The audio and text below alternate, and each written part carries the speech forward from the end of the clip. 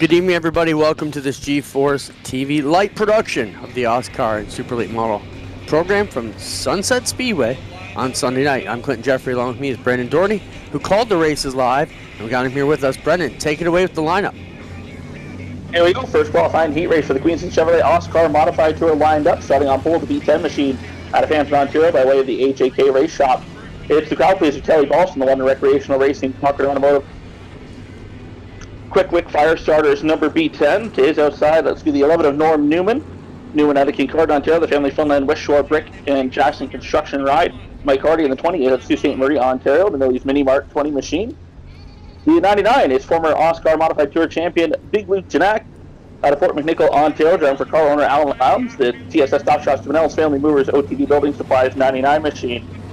Next row is the 88. It is Ryan Dick out of Warsville, Ontario, the Darrell Dick Excavating 88B machine. The Ryan's outside to be making his OSCAAR modified debut is Paul Townsend, the Paul Townsend Tools Snap-on Tools number 1 machine. As we get set to go to green, Queenston Chevrolet pace cars should be hitting pit road. Cars come to life off of turn number 4, first green flag of the evening here.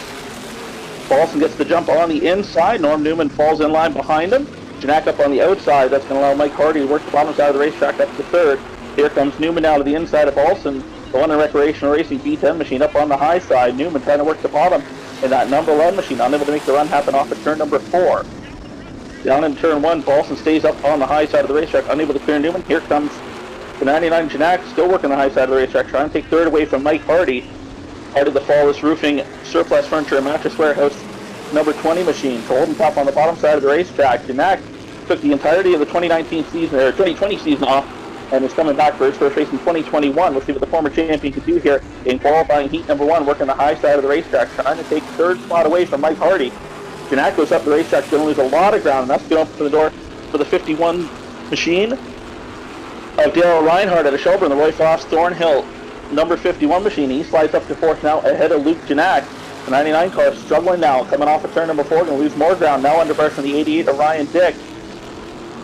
Reinhardt now on the move, trying to close in on the 20 of Mike Hardy. They'll get a great run off of 2 down the back straightaway, trying to close in on the 3rd position. Out front, though, it is still the B10 of Boston, cross sides the line. 5 laps in, 5 laps to go here in qualifying heat race number 1 with the Queenston Chevrolet OSCAAR Modifieds. Here comes Reinhardt now with a run down the back straightaway. The Reinhardt trailer sales 51 machine to the motor side of the racetrack through 3 and 4 down the front straightaway. Hardy up on the high side in the 20 machine, trying to fend him off. Reinhardt with a great run down through the bottom of 1 and 2. Going to have the advantage down the back straightaway into turn number 3, looking to take the 3rd spot away. He'll clear Hardy this time off of turn number 4 and down the front straightaway. Laps winding down. Here comes the 11 of Norm Newman, that family Funland number 11 machine. Looking to the inside of Boston, the quick fire starter, Cochran Automotive Brighton Speedway B10 machine. Goes up the racetrack off of 4, loses the momentum. Off of 4 and down the front straightaway. That's going to allow Newman to take over the top spot. 2 laps to go in this one. Newman starting to pull away now. Boston back to the bottom of the racetrack, trying to close back in. Big wiggle for that time off of turn number 4 from Newman. Gets loose. That's going to allow Boston to close back in. The London Recreation Racing B10 machine trying to close in on the 11 of Newman. The West Shore Brick Jackson Construction Run Rats 11 machine. Looking to close it out here off of 4. Checkered flag in the air. Heat number 1 going to Norm Newman. Paulson in 2nd. Going to be Reinhardt in third, Hardy in fourth, and the 88 of Ryan Dick rounding out the top 5. Great job, Brendan. We're bringing Adam Ross here with us. Adam, welcome to the program. Good to be here tonight on Wednesday, watching some OSCAAR racing. Yeah, it's great to be here, Clinton. Brandon, fantastic to hear you announcing. Technology screwed me tonight. I apologize, guys, but made it in just in time to see some beautiful cars. I mean, these teams showed up ready to race, and I mean, these cars looked gorgeous. Yeah, great field of modifieds turned out on Sunday, as well as the hot rods, which we'll see later on. But down in Victory Lane, picking up Heat 1 is the family from the West Shore Stone and Brick, Jazz Construction, Remrats, Ultra Graphics, E3 Off-Road. Far down, Somerville Golf Club, number 11 of Norm Newman, picking up Heat win number 1 here this evening. So Heat number 2 now on the track, starting on pole behind the Queenston Chevrolet base car. The 22 is Marshall Schrenk at London, Ontario. The Sloan Stone Design, London Music Hall, Exxon Inc., All City Dent Repair, Front to Back Motors, Rob Clark Automotive 22 machine. The outside will be the 88 machine. That is Jake Watson at the kitchen of the Kurtz Coolers Academy Construction Ultra 88 machine. Next in line, the 69 is Wally Wilson, the fireplace and patio shop.com, one.com. Modified is outside its teammate Colton Everingham, the former Sunset Speedway Super Stock Track champion. Green flag in the air here on Heat number 2. Schrenk with the advantage on the bottom side of the racetrack. Watson, the former Sunset Speedway mini stock regular, knows Sunset very well, working the high side of the racetrack, looking to take the top spot away. Schrenk splitting his time this year with the Pro Late models out at Delaware Speedway, as well as the modified tour. Working down on the bottom side of the racetrack. A little bit of contact there off of turn number 2. Everyone able to keep it straight. Here comes Colton Everingham now, up on the high side of the racetrack, looking to the outside of Marshall Schrenk, looking to take second away. Everingham, the 2018 Sunset Speedway Super Stock Track champion, driving for car owner Wally Wilson this weekend, makes the move and takes over the second spot. He'll now set his sights on the 88 machine out front. But don't look now, here comes TJ Edwards, the 34 machine, making his presence known, the former winner at Chutasa Motor Speedway, the just home at JT Excavating Stewart's Farm Equipment 34 machine, looking for some room to work with the 77 of Chad Strawn, the IROC Springs ride down the bottom side of the racetrack. Strawn, a former winner here at Sunset Speedway, knows his way around the initial oval, working the bottom side of the racetrack. Is the entire Junior Hanley built 77 machine, drag race down the back straightaway with the 22 of Marshall Schrenk. Edwards looking for room to work, seeing how this one shakes out, who he's going to try to follow through. 77 of Strawn, now able to clear. Schrenk, that's going to open the door. Here comes Edwards, one of the fastest cars through practice on Sunday afternoon. Steve Lyons on the move now, the Nitro 54 Convenience 9 machine, making his return to Bayman Racing after spending some time with the 360 Sprint out of Oshwegan. He'll crack the top 5 now. Here comes the battle for the lead. Colton Everingham down the bottom side of the racetrack. That fireplace and patio stop 96 machine to the inside of Jake Watson. The Academy Construction 88 machine up on the high side of the racetrack, trying to hold off Everingham. Everingham nice and smooth on the bottom, trying to make sure he doesn't catch that curve and upset the car as he goes through 1 and 2 down the back straight. A little bit of contact between the two down the back straightaway. Everingham now with a slight advantage, going to be able to clear Watson off at turn number 4 into the front straightaway. Here comes the 34 of Edwards now to the inside of Watson, going to keep him up on the high side of the racetrack. The Can-Do Homes 34 machine to the inside of Jake Watson. Watson going to try to get down in front of Strawn and fall in line to hold on to the third spot. There comes the white flag this time by Colton Everingham trying to hold off TJ Edwards. Edwards going to try to go aggressive. Sees a little bit of into the inside, doesn't have enough to make it work through 1 and 2, down into third number 3. Doesn't put the nerf bar to him. They're going to come off a 4 for Everingham, going to pick up the heat win. It'll be Edwards in second, Watson third, Strawn fourth, and Lyons will round out the top 5. You know, Watson might have lost a couple of spots there towards the end, Brendan, but they've got to be real happy. They've been chasing gremlins under the hood of that car. I know Junior Hanley was over there playing with some wires under the hood, and they seem to have things sorted out. That was a solid run for Jake Watson. Yeah, not a lot of seat time in a modified, and it's a big jump coming from a mini stock. As much as you know Sunset Speedway pretty well, it's a whole different beast when you got a V8 under the hood instead of a little 4-cylinder engine. Oh, absolutely. Heat number 3. Sorry? No, go ahead. Have at it. Heat number 3 coming up on track. Jace Cornell on the pole in the 56 machine. To his outside will be the 47 of Brent McLean, the former Rick Woolner Memorial winner. Then it's Jason Keane. And in the heat races, this was Hollywood Taylor Holdaway, the former Sunset Speedway late model champion, stepping in, qualifying the car for HJM here this afternoon. Side-by-side battle down the back straightaway. Cornell on the bottom, McLean on the top side. Cornell going to come off the advantage of it. Turn 4, gets a little loose at the line, though. It'll be close to Todd. I believe that one went to McLean. McLean working the high side of the racetrack, the veteran, coming back to modified racing. I've spent the last few years away, focused on the family business, and the McLean's making the return to modified racing. They've been an anchor of the modifieds. Uncle Gary McLean for a long time, multi-time series champion, and the winningest driver in Queenston Chevrolet modified history. Side by side down the back straightaway. McLean starting an inch ahead on the top side of the racetrack. Cornell down on the bottom again with a wiggle off of turn number 4. All the way up on the high side, looking to follow McLean through, side by side through 1 and 2, down the back straightaway. McLean with the advantage, going to be able to clear the 56 of Cornell, slides to the bottom of the racetrack, almost opens the door for Holdaway up on the high side. Holdaway's got to back out and slide in line behind McLean, down the front straightaway into 1 and 2. Cornell gets loose, as here comes the 75 machine of TJ Marshall, the former Vintage Modified Series standout, up to the 4th spot, looking for room to work. Jason Keane runs in the 3rd spot. Yoko Automotive and Diesel Machine Shop 18 rides. Seeing where the lead battle for the lead shakes out. McLean gets loose that time through 1 and 2, flies up the racetrack, Holdaway unable to capitalize. Yeah, and this is TJ Marshall's first outing with the Modified, so they continue to run the Vintage Modified. They had put this car together, excited to run it at some of the bigger racetracks, and as we know, the schedule doesn't see them going to the bigger tracks. They've decided to come on out to Sunset Speedway. Looking pretty good there, 4th spot. Some stout competitors he's trying to chase down, but I don't think he's going to get there as AJM's to the inside of McLean. So the 14 car to the bottom side of the racetrack. Taylor Holdaway qualified this car here on Sunday afternoon. AJM's off recovering from his wedding at this point in time in the afternoon. To the bottom side of the racetrack goes the former Sunset Speedway late model track champion McLean, going to shuffle back to 2nd spot. They'll come to the white flag this time by. Laps winding down here. McLean trying to get back to the rear bumper. Unable to do so. That time 2, 3, and 4. Down into 1 final time. Jason Keane trying to close in on the rear bumper of the 47 of McLean. Unable to do so. Down the back straightaway. The Clocks Canada BAE Environmental TL Tire 14 machine going to come home with heat win number 3. It'll be McLean in 2nd, Keane in 3rd, Marshall in 4th, and rounding out the top 5. I'm not sure if that was the came across the line. Couldn't see him there. But a great run for Holdaway. His first time behind the wheel of a modified.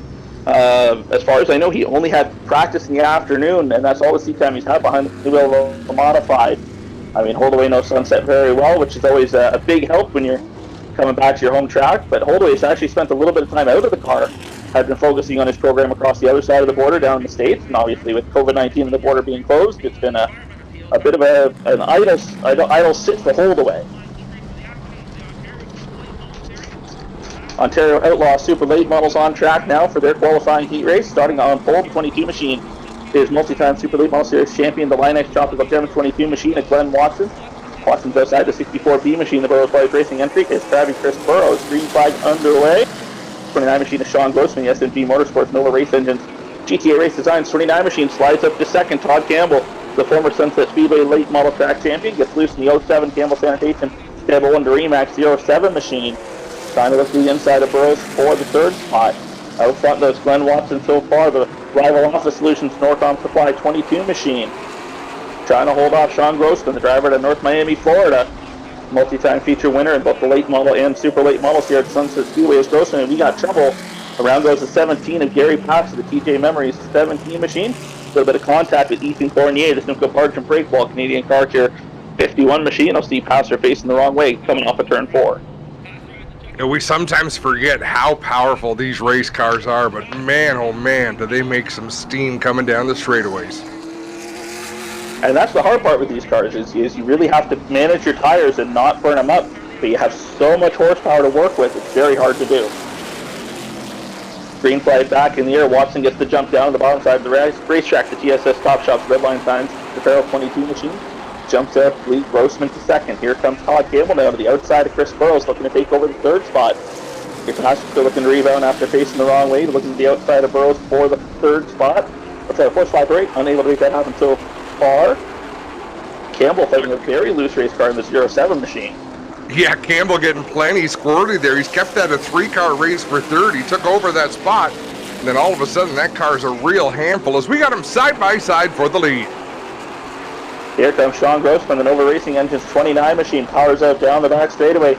going to take over the top spot from Glenn Watson. Watson going to slide back to the second spot in the Tropical Gems Norcom Communications 22 machine.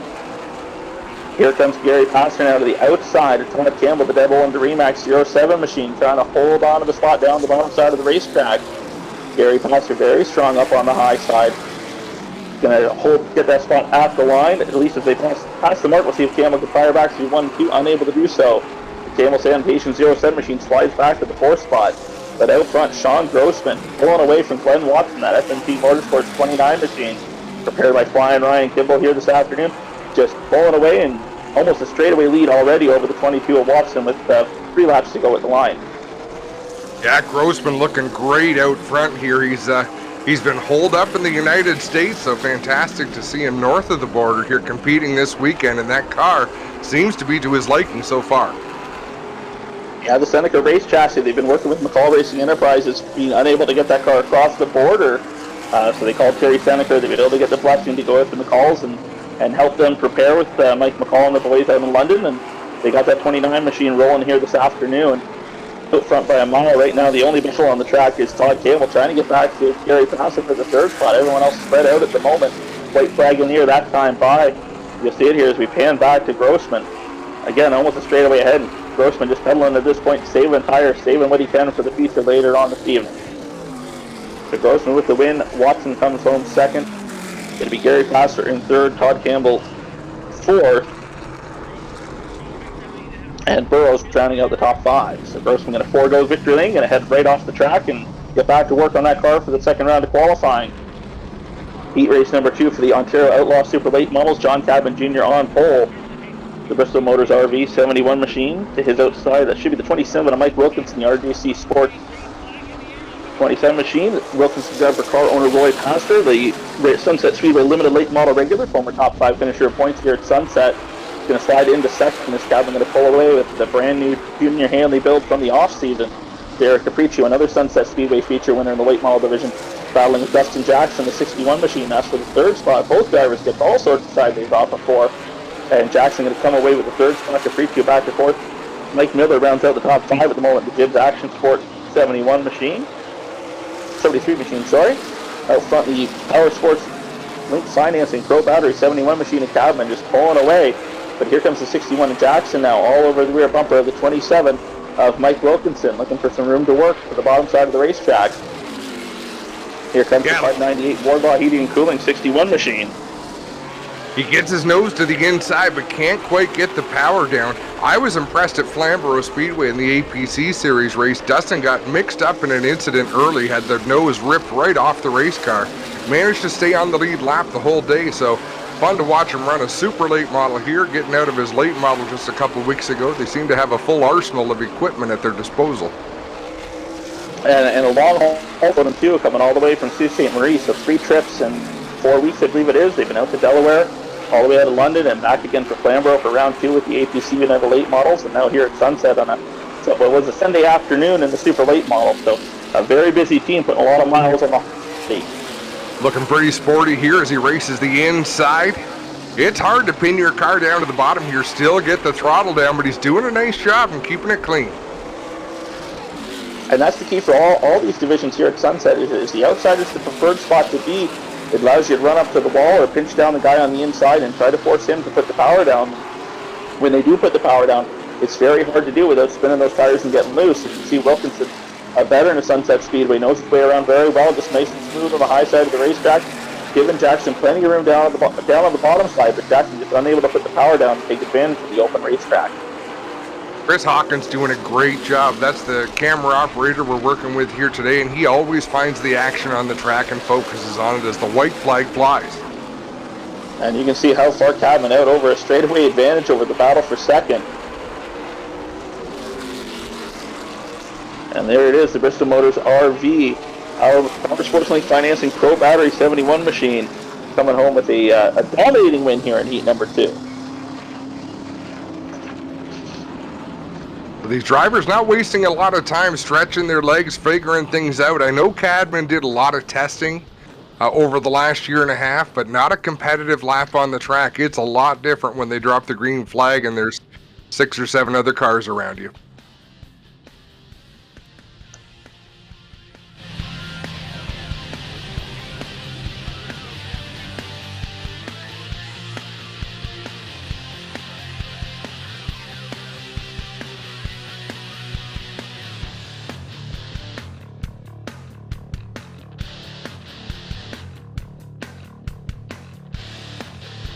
the people's choice since 1968. People's choice since 1968. Queenston Chevrolet Buick GMC, the people's choice since 1968.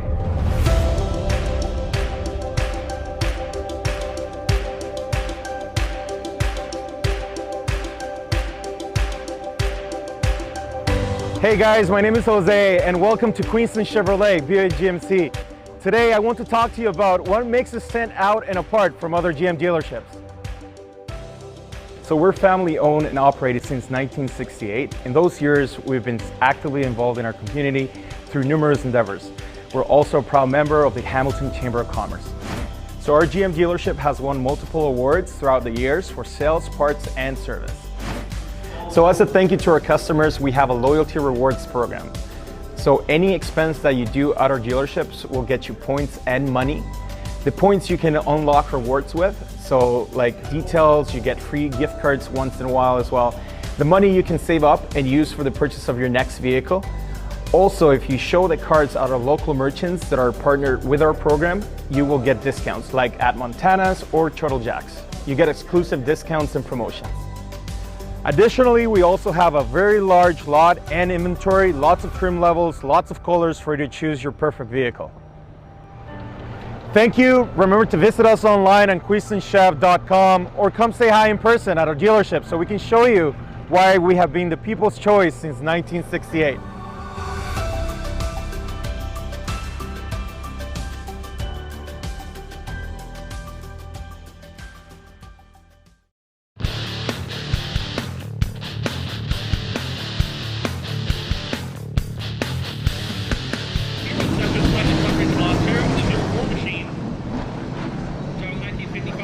Here we go, Nightworks Designs Hot Rods, their first qualifying heat race starting on the pole, number 10 machine. It's the big game hunter Jesse Kennedy, the Gen 7 Fuels driver. The number 1 machine is Jim Blackwell out of Sunbridge, the 55 Comet. Row 2, the defending series champion Tyler Hahn. 21 machine is Dan Rothwell, green flag in the air. The X machine is Lance Romance, Lance Foster, and the 16 is Band of Austin, the Quick Wit Firestarters, London Recreational Racing, Cochrane Automotive 16 machine. With that beautiful Camaro to the inside. Almost made it 3 wide there, and we got caution out already. And we'll pull this one back. They might not have liked that start. Yeah, it was a little, I think there was a little bit of a jump there, and they wanted to be a little more even when they threw the green flag than what they were. So we'll rack them back up and try it again. You see at the tail of the field there, the 04 machine, the first station wagon hot rod. That's Sean Walker, the Coach's Diner Napa Pine Ridge, Oshawa 55 Chevrolet station wagon. So green flag back out front, Jesse Kennedy to the lead. That's a beautiful car. Like to get up close and look at some of the details on that thing, man, that's a beautifully prepared car. I mean, all these hot rods, it's absolutely crazy how Dave Gainforth's idea has just spilled into this, and all the creativity that's followed. And you see the 16 car, the Camaro, they got a little crazy with that thing and had to scale it back a little. Dan Price let his imagination run wild. Junior Hanley-esque inspiration on the 16 machine. The team had some cosmetic surgery to get that car to fit the look for the modified, or the hot rod, sorry. That's a good-looking car. What a battle for the lead is Hahn trying to put the moves on Jesse Kennedy in that number 10, 2 of the hot shoes in this division. Yeah, I mean, Kennedy has had his struggles since he acquired this car from the McNichol family, the Discount Auto Parts Depot and Supply 10 machine. And Sunset Speedway, a track he's only visited a few times, so not a lot of laps around Sunset Speedway, but doing all right so far behind the wheel of that 69 Chevelle, holding off the multi-time series champion Tyler Hahn. The NRS brake pad, shooting Speedway Race for Fox's Bakery and Deli number 2 machine. Looking a high and low, trying to find a way by the big game hunter Jesse Kennedy. Kennedy so far doing a good job at the front of the field. Hahn just staying just a little off the rear bumper, just looking for a little bit of room, applying the pressure and seeing if Kennedy will make a mistake. And that 10 car will move up the racetrack and open up a lane for Hahn in the 2 machine. Hahn gets a great launch to the middle of the corner. Yeah, running a really smooth line is Jesse Kennedy. And it's not that Hahn isn't smooth, but he is wheeling that thing. He is trying different spots on the asphalt to try to get a run right up to the back bumper of the 10. There hasn't been any contact yet, but Hahn is using every lane of that racetrack to try to get a run. And it's every inch, and you can see Kennedy, he takes that lower entry into the corner, and Hahn tries to the swooping corner, and by the time that Hahn gets the run coming off the corner, he's got to slow up a little because Kennedy's a little slower than him, and there's nowhere else for him to go. And now Hahn, that 2 car, starting to get loose. The team had worked frantically to get that car done. They finished paint at 2:30 Sunday morning and had to wait 6 hours for it to dry before they could actually get it loaded and bring it to the racetrack. So the team practiced out vinyl in the afternoon and got it vinyled up for race time. So the 2 team trying to defend their title, and they knew the competition stepped up, as you can see here in heat number 1 with the Nightworks designed hot rod. Kennedy starting to pull away from the 2 machine. They'll come to the checkered flag. Kennedy can pick up the win, and it'll be Hahn coming home second in the 2 machine. And Balson will finish off in third. Amanda Balson making her first start on the newly configured Sunset Speedway, which is something to say for the multi-time feature winner of the old configuration at Sunset, but has yet to make a trip here, and this is her first one this afternoon, doing a good job so far with third in her first qualifying heat race.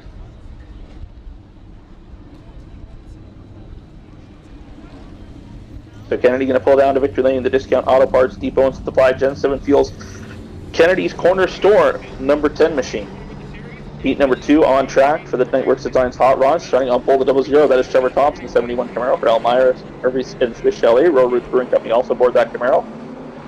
The outside will be the 8 of Paul Bogensberger Sr. out of North Bay, Ontario. The 72 is Marty Monet. The 58 is Jeremy Taggart, former Delaware Speedway regular.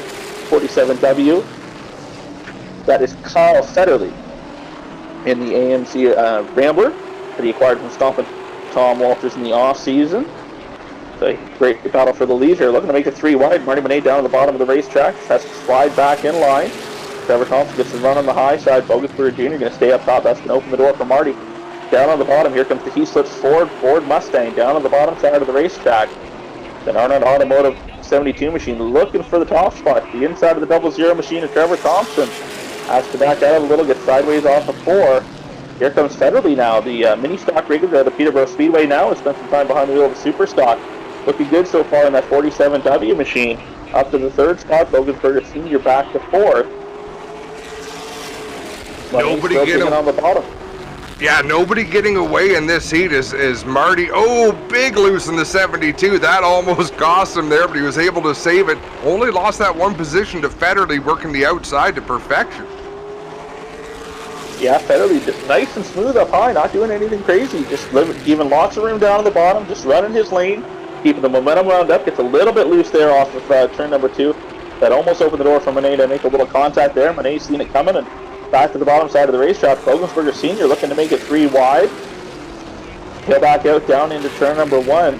Federley nice and smooth up on the high side. The Next Gen Automotive Will Speed Shop 47W. Nice and smooth, trying to close in on leader Trevor Thompson in the 00 machine. He's just nice and steady out front, trying to build that lead over the battle for second. If there's one skill you learn racing a mini stock, it's how to roll the outside of a track nice and smooth. Keep the RPMs up, keep your momentum going. That's what Federley's doing here. Finally, that corner, he kind of edged down towards the bottom of the track, but still staying up high and keeping his momentum. Doing a great job. And Federley's got a lot of laps around Sunset. He's done it in a Mustang, and most recently in a Saturn mini stock. He ran the first 2 nights of Sunset before Peterborough Open, so he's got his laps around Sunset. He's done it all before, just not behind the wheel of a hot rod. Right now he's looking nice and smooth, just putting down laps, actually closing in on the rear bumper of Trevor Thompson. Paul Bogensberger Sr. with a big moment there. That car got all sorts of sideways and just rolling smoke off the right rear of that Mudge Garage Junior's Tires number 8 machine. They'll come to the white flag this time by Federley, looking at the bottom side of the racetrack. He's been up this whole time trying to bring home the heat win. His Nightworks Designs hot ride debut. Thompson up on the high side trying to hold them off. Federley drives it deep into 3 and 4, off the 4 at the line. It'll be Trevor Thompson by a nose up on the high side of the racetrack. Federley going to come home second. A very close battle for his first ever heat win.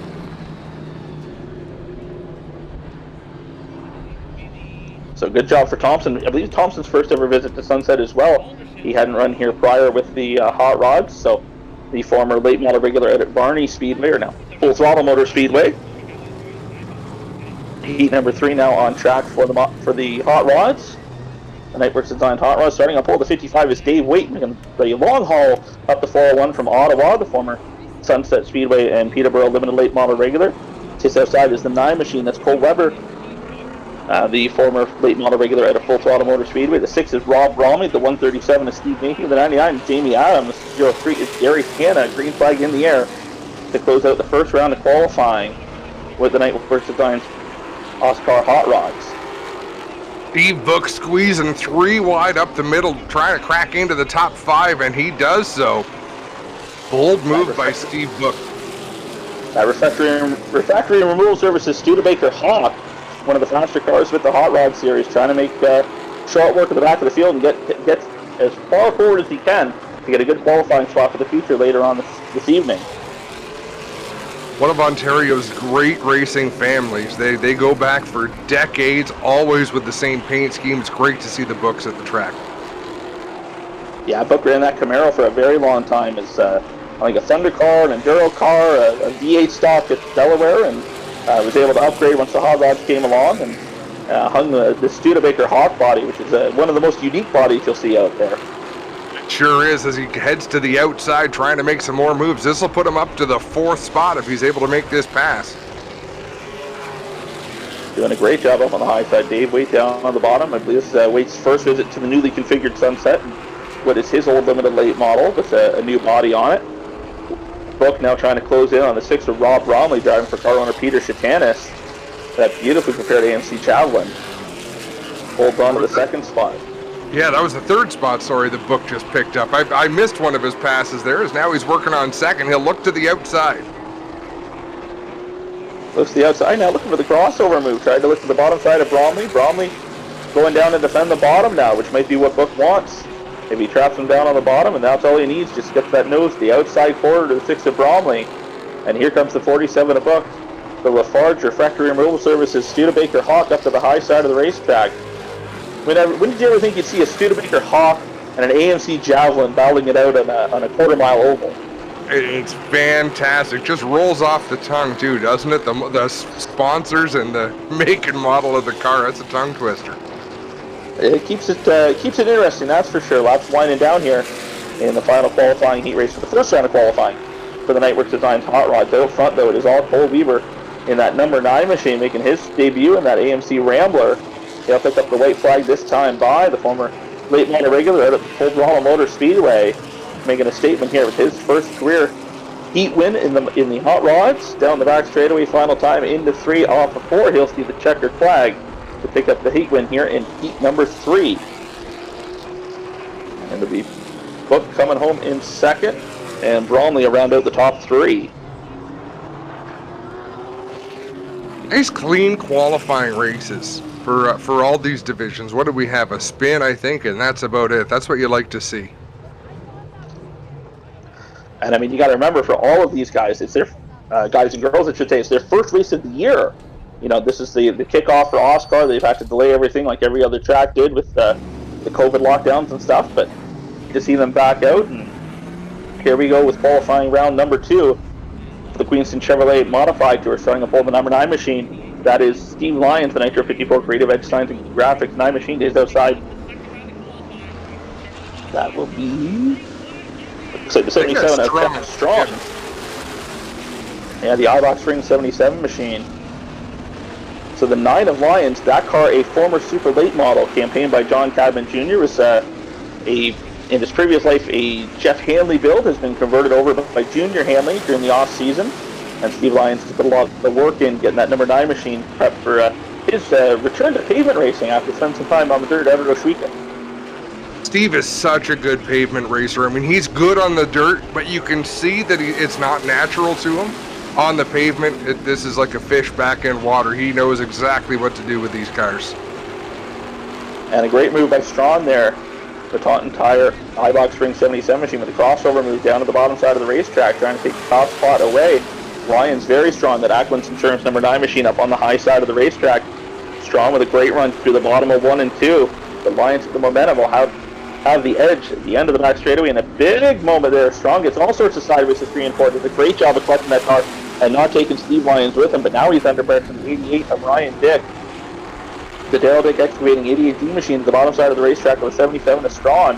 That's now the battle for second as Steve Lyons, liking what he sees in the rear view mirror. The battle for second's allowing him to pull away out front.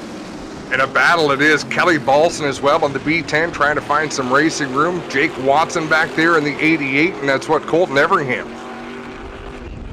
A lot of drivers have shown how fast they were through the first round of qualifying, looking for room to work to get punched their ticket to a very good starting spot in the features later on this evening. Balson, that B10 Brighton Speedway machine, side by side with Everingham for the 4th spot. Everingham, the former Sunset Speedway Super Stock Track champion, driving for car owner Wally Wilson. And the Fireplace and Patio Stop 96 machine doing a great job down the bottom side of the racetrack. Ryan Dick has now gotten clear of the 77 of Strawn, and here comes Everingham. He'll possibly have a run down in turn number 3 to the inside of Strawn if Strawn stays up on the high side of the racetrack. Everingham doing a great job behind the wheel of that 96 machine. The have1.com 96. He'll get loose down the front straightaway and into turn number 1. Balson now trying to capitalize up on the high side of the racetrack. 3 wide down the back straightaway. Jake Watson to the bottom side of the racetrack. Balson up high. They make the sandwich out of Everingham, and Everingham's going to lose a couple of spots on that one. I think it was wise that Everingham wisely backed out of that, save his car to fight a little bit later on. It's only a heat race, but checkered flag's a checkered flag, and Steve Lyon's going to take this one. Only 2 races back on the pavement, and the Leach Performance Swears Ackland Insurance. Number 9 machine is back to victory lane already. Good looking Nitro 54 ride for Steve Lyons, and that's one thing you can be sure, no matter what it is Steve Lyon shows up to the track with, it's going to look good. He's been making race cars pretty for decades here in Southern Ontario. Yeah, it doesn't matter if it's a vintage mod, a modified, or sprint car. He knows how to make them look good. He's got all the tools with the Creative Edge signs and graphics number 9 machine. Ashley McCubbin taking out the winner's sign and the checkered flag to get some photographs.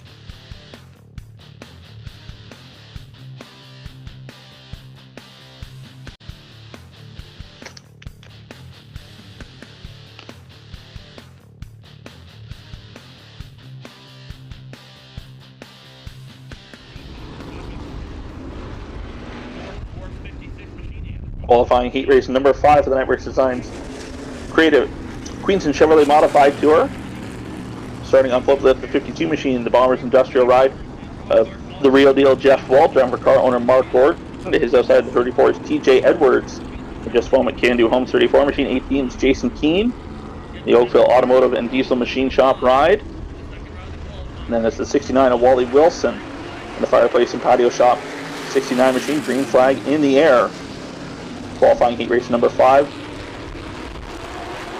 underway. TJ Edwards up on the high side of the racetrack in the 34 machine.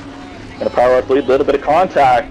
Wall trying to get back to the bottom side of the racetrack. The Just Hockey Shelby Roofing 52 machine.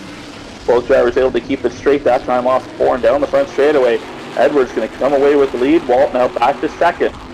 Here comes Jason Keane, the 18 machine, looking to take over second spot. Walt very loose off of turn number 4, trying to get a handle on that 52 car. He'll slide up the racetrack. That's going to open the door for Keane down on the bottom. A little bit of contact there between those coming off at turn number 2 down the back straightaway. Keane now going to come away with the spot. Walt trying to cross him over, looking back to the bottom side of the racetrack, unable to put the power down off of turn number 4 and get back to the bottom of Jason Keane. Keane now up to second.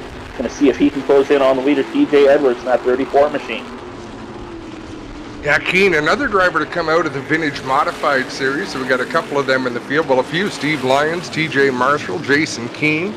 Neat thing about this modified division is brought drivers from a number of different series together. It's fun to see them all on the same racetrack and feeling each other out here over the last year or two. Yeah, it's been great to see. I mean, the mod count is up there again, and it's just a division that continuously grows year after year. Dame Gameforth doing a great job with the Queenston Chevrolet Modified Tour. Marshall Shrinketh by Chase Cornell, 4th position, just past the halfway point in this one. Cornell, that 56 machine, going to start to fall back from the 22 of Shrink, but out front so far is still TJ Edwards. Jason Keane pulling away from the 52 of Jeff Walt in that Just Hockey ride. Walt has only made a few starts the past couple of years after being a late model regular here at Sunset Speedway. Has been driving for Mark Gordon. I believe he qualified for the pole for one race out at Jukasson Motor Speedway. The team having some issues this afternoon in practice, missed the first round of qualifying. Able to get out here for the second round of qualifying in that 52 machine. Car looks fast. It looks like a handful to drive, but it looks pretty darn fast as we see the white flag. One more lap to go on what's just a Sunday drive for TJ Edwards. Yeah, the Don Davidson rematch, Can-Do Homes Home Hardware 34 machine. Bringing it home, the Just Foam at 34 ride, going to pick up the heat win.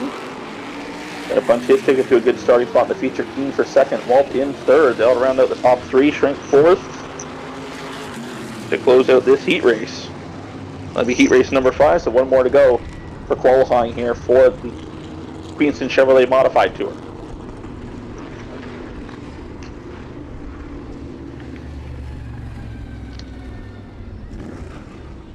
JT Edwards pulling down to Victor Lane. That Just Foam at JT Excavating Stewards following ride. Qualifying heat race number 6 on track. Dale Reinhardt, the 51 machine. 75 is TJ Marshall. 21 is Chris Milwain. 14 is Hollywood Taylor Holdaway. 99 is modified driver extraordinaire Big Luke Jack. Driving car owner Alan Adam. The one machine is Paul Townsend. The Paul Townsend tool snap-on tools. That's a 47 apartment plate, not mistake. Seen the red car and just thought that's what it was. Green flag underway here. Reinhardt with the jump down the bottom side of the racetrack. The 75 up on the high side, Holdaway now down to the bottom, looking to follow Reinhardt through, possibly going to make it 3 wide. Doesn't have enough of a run off of 4 down the front straightaway. Marshall doing a good job up on the high side of the racetrack. That 75 machine, Reinhardt though, going to get the run off of 2. Here comes Holdaway now, down to the bottom side of the racetrack. That BE Environmental 14 machine, qualifying the car here this evening for AJM. A little too much fun for AJMs last night, Saturday night rather. A little chain reaction there. Yeah, and around they go. One driver checked up and everyone else followed him in. Everyone know minor contact. Everyone should be able to pull away here. I mean, AJM's had a very good reason to have a lot of fun Saturday night. So I think when you get married, I think you're allowed to have as much fun as you want. Historically, if you get married, you're normally not even going to show up to a racetrack the next day. I don't know how he negotiated that one out, but he did a very good job negotiating with the newly minted wife to make it to a racetrack the day after the wedding. As you've seen there, Marshall got loose and everyone checked up behind him. Everyone able to continue on tail end of the field in this heat race. So green flag back out.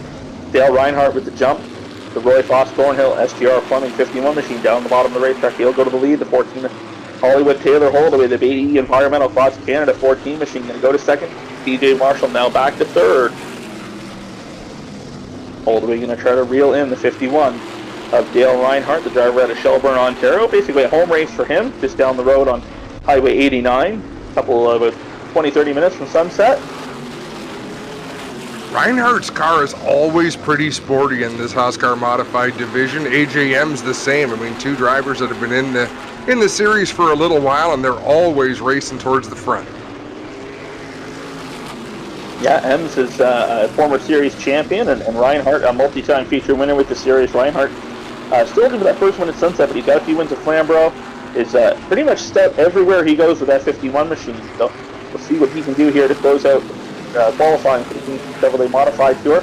Reinhardt out front in the 51 machine, trying to hold off Hollywood Taylor Holdaway, the 14. The Quads Canada 14 ride, looking high, looking low, trying to set up a pass. But Reinhardt nice and smooth, not leaving Holdaway any room to run down on the bottom side of the racetrack to stick that into front Nerf bar for the inside lane. Holdaway with the third. Yeah, great battle for the third spot. I was going to say Holdaway with a lot of laps here in the second spot, but we're side by side for third. Norm Newman on the move in the 11 machine. Going to take the spot, shuffle TJ Marshall back. The Family Funland West Shore Brick Jackson Construction number 11 machine out front though. Holdaway back to the rear bumper, trying to make something happen. White flag in the air. See if we can do anything with Reinhardt here on the final lap to close out qualifying. Final run down the back straightaway. Into 3 of Holdaway, unable to get there. Reinhardt going to pick up the heat win. Holdaway for second, and third will go to Norm Newman to round out the top 3 in the final qualifying heat race here this evening.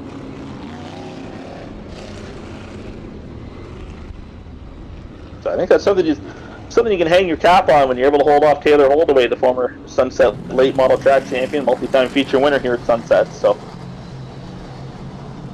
yeah, you're absolutely. Super late models out. Go ahead on to the round of next. qualifying.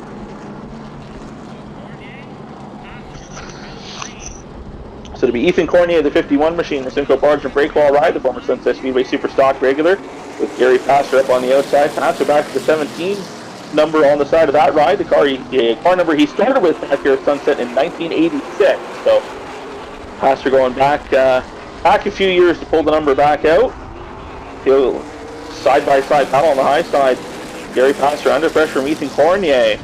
Cornier with a great run. He's got Jordan House on the radio for him Sunday afternoon. Spotting that 51 car. House knows his way around Sunset very well, the former Super Stock track champion. Cornier getting a clear Passer, this time off of 4 down the front straightaway. The TJ Memory 17 machine gets shuffled back to second. Grossman up to third. The Nova Race Engines SMG Motorsports Flathead Designs 29 machine. See if he can reel in the front two here in qualifying heat race number 3 for the Ontario Outlaw Super Late model. Just in awe of the speed of these race cars, the control the drivers have over them. We're looking at Glenn Watson in that 22, Todd Campbell in the 07, a couple of long-time competitors in super late model racing in Ontario. Yeah, Campbell doing a good job. The former Sunset Speedway and Flamborough Pro Late Model champion has spent probably about the last decade behind the wheel of a super late model. Doing a good job running in the 5th spot right now. Cornier out front though. Cornier has taken about the last 7 or 8 years off of super late model racing. Has been focusing, it's basically we'll call it a crew chief role with the People's Champ Brandon Passer here at Sunset Speedway in the super stock division, trying to help Brandon get to a championship, and even decided that this was the time to return and focus on his racing as well, and acquired this car in the off-season, a former Dwayne Baker super late model. So Cornier spent the better part of the off-season getting that car tuned up and ready to go, and great job so far out front, clicking off laps with a healthy lead over the 17 Gary Passer. Looking comfortable behind the wheel is Cornier. Pulling away. Well, he pulled out to that early lead almost half a straightaway, and he's kind of maintained that for the last few laps. And I know he's got Jordan House on the radio, and Jordan's going to coach him. You're going to want to save those tires. Don't abuse them. You're going to need them come feature time. So nice and smooth. Just get the car nice and straight before you get on the gas off the corner. You don't want to do anything to upset the car and start burning off those future tires already and just qualifying heat race. Good advice. Follows it all the way to the victory.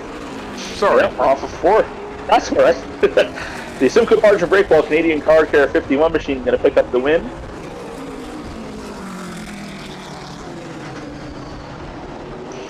Cornier looking very strong in his return to super late model racing. See what he can do later on in the 50-lap feature race with the Ontario Outlaw Super Late models. A salute to the beer garden on the way by. Next qualifying heat race on track, the 73 is Mike Miller, the Jibs Action Sport Ride. His outside is Dustin Jackson out of Sault Ste. Marie, the Warbaugh Heating and Cooling 61. Piero Capriccio and Mike Wilkinson make up row number. Queenston Chevrolet Pace car hits pit road and contact already. And Dustin Jackson hard to the outside retaining wall. Hate to see that for the young man out of Sault Ste. Marie. Contact with Miller on the start. Both cars got loose. And we'll see it here on the GForceTV replay. Yeah, Jackson got a little bit loose, and then it looked like Mike Miller did the same. I think it was the worst of both worlds there, and Jackson got the worst of that. Mike Miller has been sent to the back for his participation in that wreck, and we'll try it again with Capriccio on the pole. All of a sudden, row 2 becomes row number 1, and Capriccio, the TJ Memories Jeffco Equipment 03 machine, he jumps out. Tries to jump out to the lead. Wilkinson, though, up on the high side. That RGC Sports 27 machine looking very strong. Stopped in the high groove of the racetrack. He'll take the lead down the front straightaway. And shuffle Capriccio back to second. Here comes the 71 John Cabin Jr. now. The Power Sports Link Financing Bristol Motors RV 71 machine. Trying to be nice and patient, looking at the bottom side of the racetrack. Again, you still want to make the move. You don't want to burn your tires up. It is only a qualifying heat race. And you're not making any money off of this one. You want to save your stuff for the feature. Cadman nice and patient down the bottom side of the racetrack. That's a great run in turn number 3 to the bottom side of Capriccio. He'll take the spot away coming down the front straightaway. Capriccio with a little bit off of 4, which helped Cadman take that spot away. Yeah, Cadman up to second. Trevor Monahan right behind the 03, looking to close in and join that battle. Not sure if he's quite got the speed to get there, but Wilkinson definitely has the speed in that black number 27. Yeah, Wilkinson has checked out, and here comes John Owens now to the inside of Miller in the 73 machine. Owens missing the driver's side number, but we still know it's a Curtis accepted Arbrook and Career Service Peterborough City Dairy number 2 machine of John Owen, the multi-time feature winner and long-time super late model campaigner. But out front, that Wilkinson 27 machine, almost a straightaway advantage over Cadman, being nice and smooth at the front of the field. Wilkinson getting the call this year. Started for car owner Roy Passer, and looking good so far in that RGC Sports 27. Graphics AirFX doing the vinyl on that 27 machine, and Cadman unable to close the gap so far. I mean, Cadman probably playing the smart game, trying to save those tires for future time. And he's got a healthy gap to Capriccio, so no pressure from behind for second. Mike Miller trying to close in on Trevor Monahan, that Bristol Motors RV28 machine, trying to hold on to the 4th spot. Miller, the Jib Action Sport ride, had to go to the back after that lap 1 incident. Trying to get back to the top 5 and close out strong here in this qualifying heat race. So white flag in the air for Mike Wilkinson. The 27 machine, the young man out of Innisfil, Ontario, making his super late model debut on Sunday afternoon, and he'll pick up a qualifying heat race win here in heat race number 4 with the Ontario Outlaw super late models. Cadman going to come home in second, and it'll be Dario Capriccio rounding out the top 3.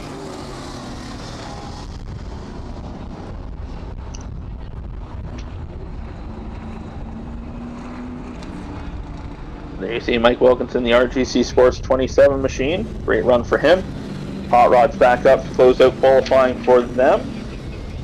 Starting on pole, looks to be the 18 of Billy Alderson Jr. Alderson Jr.'s outside to be the 16 of Amanda Balson. The quick fire starter 16 ride. The 47 is Kyle Federley. 72 Marty Bonet. 2 is Kodiak Tyler Hahn. Queenston Chevrolet pace car hits pit road. Green flag in the air. Qualifying heat race number 4 for the Nightworks Designs Hot Rod Series. Alderson Jr. gets the jump out front. Calling the London Recreational Racing 16 machine up on the high side of the racetrack. Trying to hang with the 18. It'll be Alderson Jr. The Billy Speed Shop 16 machine out front. Trying to lead him back to the stripe here for lap number 1. He'll do so. Also, though, a great run up on the high side of the racetrack. Alderson gets loose down to the bottom, slides up the racetrack in contact. And around goes the 18 of Alderson. The 47 of Federley goes for the spin to avoid any further contact with the spinning 18 machine. Synchronized spinning down to the inside up at turn number 2. The smoke continues to trail down the back straightaway there. Both these drivers should be able to refire and rejoin the tail end of the field. Yeah, Federley did the smart thing. We'll see it here on the GeForce replay what exactly happened. And both two drivers going for the same spot. A little bit of contact just at that right moment when the car was light for Alderson, and around came the 18 machine. So Balson now your pole sitter. She'll have Marty Monet up on the outside. Quick fire starter, Brighton Speedway 16 machine going to fire off with the Arnott's Automotive 72 Ford Mustang up on the high side. Monet looking strong up on the high side. Great run off of 2 down the back straightaway. And here comes the 10 of Jesse Kennedy. Little bobble there for Amanda Balson. That 16 machine looks like she had a hard time putting the power down off of turn number 2 and lost some ground to the front 2. She's now under pressure from the 2 of Tyler Hahn. I know they've been working on some carburetor issues on that 16, and that's what it looked like. The car just kind of laid down under acceleration. Once they get a lap down, she picks right back up again, up to speed. Almost like she's boiling fuel or something coming to the green, and it just takes a moment once the flow gets going again to start feeding that engine underneath the hood of the 16 machine. But out front, Marty Monet, the he slips Ford Mustang looking good so far. Jesse Kennedy trying to close in the Gen 7 Fuels 1969 Chevelle. But Marty Monet doing a great job. Here comes Amanda Balson now.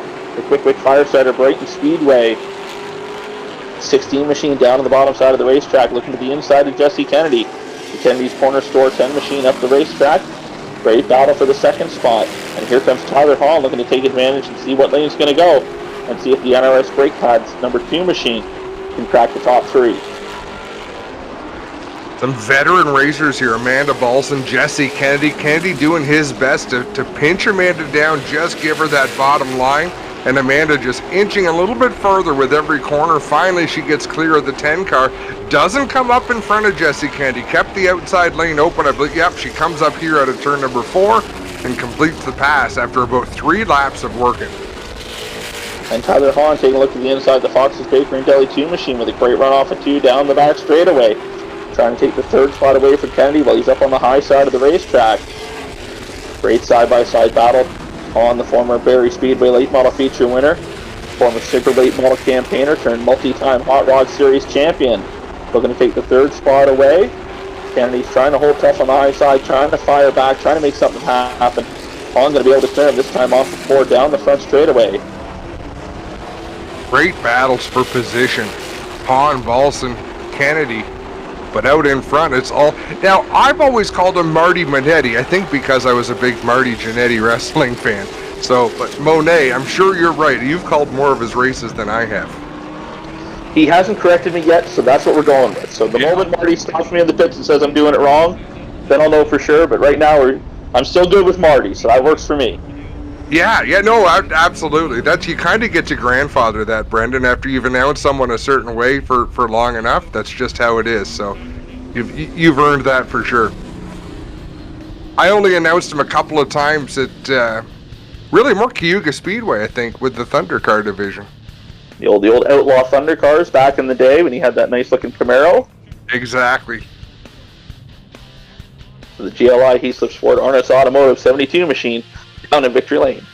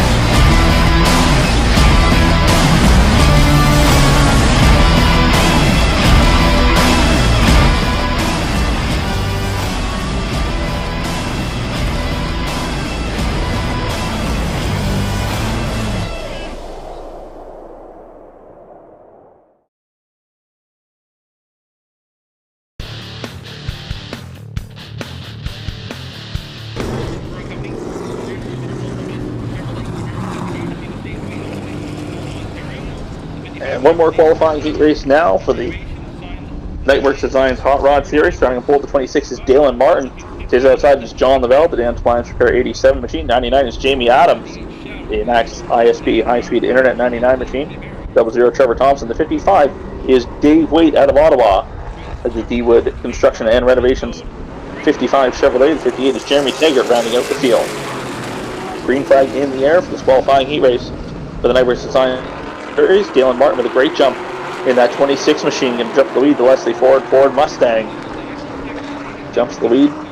John Lavelle in second. That Dan's Appliance Repair number 87 ride.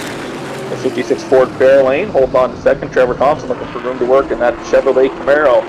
The Elmira Harvey Swiss Chalet Road Roost Brewing Company 00 machine. Looking to the outside of the racetrack. Lavelle down on the bottom. Comes with a great run through 3 and 4. Lavelle with a old super stock chassis underneath the body of that Ford Fairlane, the former Ken Semkin Sunset Speedway Super Stock built by Gord Shepard. Now back to the third spot as Trevor Thompson will now set his sights on Dalen Martin. That fastback Ford Mustang out in front. And Darcy Sanding Gravel FNA Construction 26 machine looking strong so far. Jamie Adams, Jeremy Taggart, and Dave Waite battle at the rear of the field. Trevor Thompson, anytime I've seen that car, it's stout. It handles pretty well and it makes plenty of horsepower on the straightaways.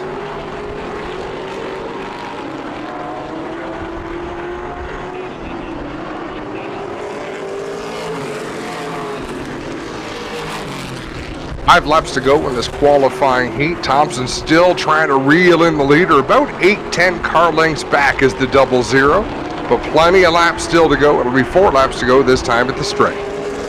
Slowly but surely closing that gap on the 26 machine out in front. Martin trying to close him in, the driver out of Brussels, Ontario, trying to hold on for the win here. Thompson, the driver at Elmira, the Bridge Terminals Limited 00 machine, closing in now, but a half car length back off the rear bump of that 26 machine in the middle of 3 and 4. Dale and Martin with a great run down the front straightaway, able to pull it out, putting the power down. You can see it there. Martin with a great run off the 2, able to pull back, but Trevor Thompson getting to the corner. It's a little bit better than Dale and Martin. Yeah, Thompson gets to the center of the corner better, but Dale and Martin able to pull up off the turn. It looks a little bit better. His lap's winding down, just 2 to go, but he is pretty much arrived at our race leader. And you really see it that last time off before. Thompson really fighting the car. You can see it here. It goes way up the hill compared to Martin. Martin able to get that car squared up and turned off the bottom of the racetrack as we got caution as the 99 Jamie Adams is around. The ladies of the Oval Pinkerton's Auto Supply Prospect Fan Shop 99 machine facing the wrong way on the racetrack off of turn number 2. Adams looks to be able to get that 99 car fired. We'll be able to tag on tail end of the field in this heat race.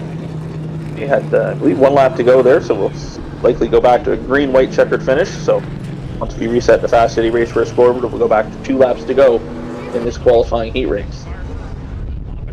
Basically a green-white checker finish to settle this one. As the field doubles up down the back straightaway, we'll go to green out of turn number 4. Martin, the control car on the inside, has to be the first one to fire coming off of turn number 4 when they get to the green flag. Trevor Thompson trying to figure out when he's going to go. Martin with a great advantage, half car length advantage down the front straightaway. Thompson with a run to the outside. See if Martin can hold him off down at the bottom. Thompson with a great run up high. Momentum down the back straightaway. Dave Waite runs in third in that 55 machine. Thompson up high. Drifts up the racetrack. Going to keep the momentum up though. At the line, going to leave edge out the 26 and Martin that time by. Martin pushes up the racetrack and that's going to allow Thompson to get away with a great run through 1 and 2 and down the back straightaway. Martin trying to fire back that Leslie Ford 26 machine. Going to run out of laps, so the 00, Trevor Thompson, going back to victory lane. What a shame for Martin. He led that whole thing, led the full length of the heat race, but because of overtime, gives up that win to Trevor Thompson. A hard-fought battle. And all it took was just one little mistake off of turn number 2 and just pushed up the racetrack a little, and that was all Thompson needed to be able to put the power down and pull away.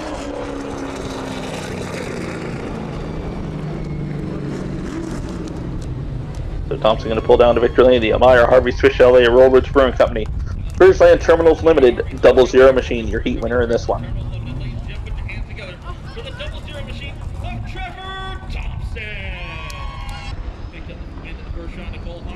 And final qualifying heat race of the evening. On pole the 04 machine is Sean Walker, the 1955 Chevrolet wagon. For Napa Pine Ridge Oshawa Coach's Diner. There's outside to be the 47 of Steve Book. The refractory removal services, the Lafarge ABC Auto Parts Centers. 47, the X machine is Lance Romance, Lance Foster, the 1-800-Drywall.ca machine. 03 is Gary Hanna at a co-held, the 1971 Plymouth Satellite for Comic Alley Toys, Napa and Harsco. The 137 is Steve Mayhew, and the 1 is Jim Blackwell, the 1965 Comet. Green flag in the air, great jump by the 47 to Book up on the high side of the racetrack. Then it jump to Louis and start to pull away from the 04 Walker. Gary Hanna up on the high side of the racetrack on that Satellite, trying to make the high side work. Walker down on the bottom with that station wagon, almost 3 wide, as Lance Foster looking for room to work in the X machine. Yeah, Foster, you could almost see it, had thoughts of going up the middle in the X car. He'll keep it to the inside, sort of in the lead for the battle for third. Then he gives it up going into the corner. He's going to make it 3 wide on the inside. Trying once again, but I mean, you know, the gentleman's rule has always been the driver's door. How does that work with a station wagon? That's a lot of car to try to pass.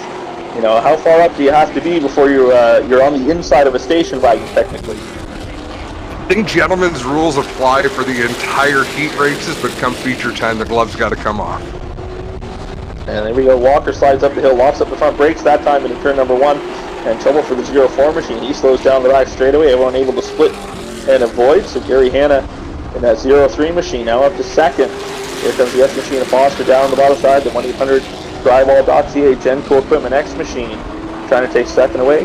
Here comes Weber in the number 9 machine, making a great run from the back of the pack, now up to 4th, looking to try to join the battle for the second spot. Meanwhile, out front, Steve Book has checked out. He's in a different zip code. I mean, everyone battling for second. It's easy for him to do when everyone's worried about each other, and all he's got to do is worry about hitting his marks and pulling away from the field. Here comes Weber now in that 9 machine to the inside of Foster. That's the battle for second spot. Foster up on the high side of the racetrack in that X machine. Weber down low in the 9. Great side-by-side battle here. Foster trying to make the high side of the racetrack work. Weber with a great run down on the bottom, able to put the horsepower down. He'll clear him this time.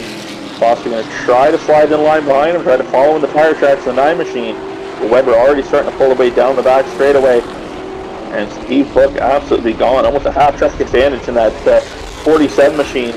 That's Studebaker Hawk looking so strong here in the final qualifying heat race of the afternoon. And we got trouble down the front straightaway. The one to Jim Blackwell at a Sunridge, this Cannonball CNC Signs and Design 1 machine down to the inside wall. Looks like hard impact with the inside retaining wall for that 1965 Comet. I hate to see that in a heat race. You hate to see that with these cars at any time, but you want to see the extracurricular stuff saved for the feature event. I'm not sure that's going to buff out. No, he'll definitely need the assistance of B&B towing. You can see the radiator let go, water pouring out from underneath the 1 machine. He'll need the assistance to get back to the pit area. Unfortunately, that'll most likely bring an end to the day for Jim Blackwell in that CNC Cannonball and Design number 1 machine. And they're going to call this one a couple laps early and let the cleanup begin as Steve Book pulls down to Victory Lane, Lafarge Refractory Removal Services APC Auto Parts Center's number 47 machine.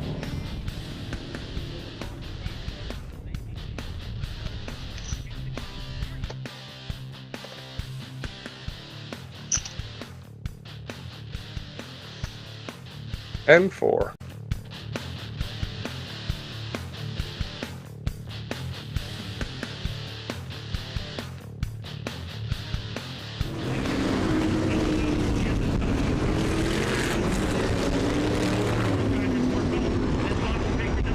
So here we go, Looks feature like time. Yeah. Great field between some Chevrolet Modifieds. So you can see the 14. That is now AGM's behind the wheel. M's making it to the racetrack at intermission and pulled away, jumping out of the car and handing things over to AGM. So with that, with a different driver qualifying, M's going to go shotgun on the field in this one. So we'll see what the 14 car can do here in the feature race. The former series champion. The fans saluting the Modifieds. A wave lap going on. Such great atmosphere at the racetrack. On the pit side, on the fan side, it wasn't full to capacity. Still some attendance restrictions, but it was a boisterous crowd, and that's what we like to see. Absolutely great to see, and I mean, on a Sunday afternoon, nothing better than having the place as full to 75% capacity as we could have it, as the legalities allow of the time. So great to see everybody out, and we'll do it again in a couple Sundays from now with OSCAAR on August 8th at Sunset Speedway. So it looks like we are ready to go. Queenston Chevrolet Camaro pace car is going to hit pit road. It'll be Norm Newman, the 11 machine. Steve Lyons in the 9, going to lead the field to green off a turn number 4 feature race Chevrolet Modified Tour. Great jump for Lyons up on the high side of the racetrack. Newman trying to battle back on the bottom. Dale Reinhardt looking for some room to work in the 3rd spot. Paulson in the London Recreational Racing PD10 machine up to 4th. Up on the high side of the racetrack. Side by side for the top spot though. Newman and Lyons, neither one giving an inch. Yeah, the Lions number 9, that car looks twitchy up on the high side. Oh, and we've got some around down in turn 4. That's Chris Milwain. And the 99 of Luke Janak, the OTD Building Supplies 99 machine. You see the window net down on the Alan Adams owned ride. Hate to see that for Janak, the former series champion. The team took 2020 off. They didn't come out to any of the races that the Modifieds did run last year. They were focused on the program and building things for this year. And unfortunately, it's going to end here on lap number 1 for them of their first race back.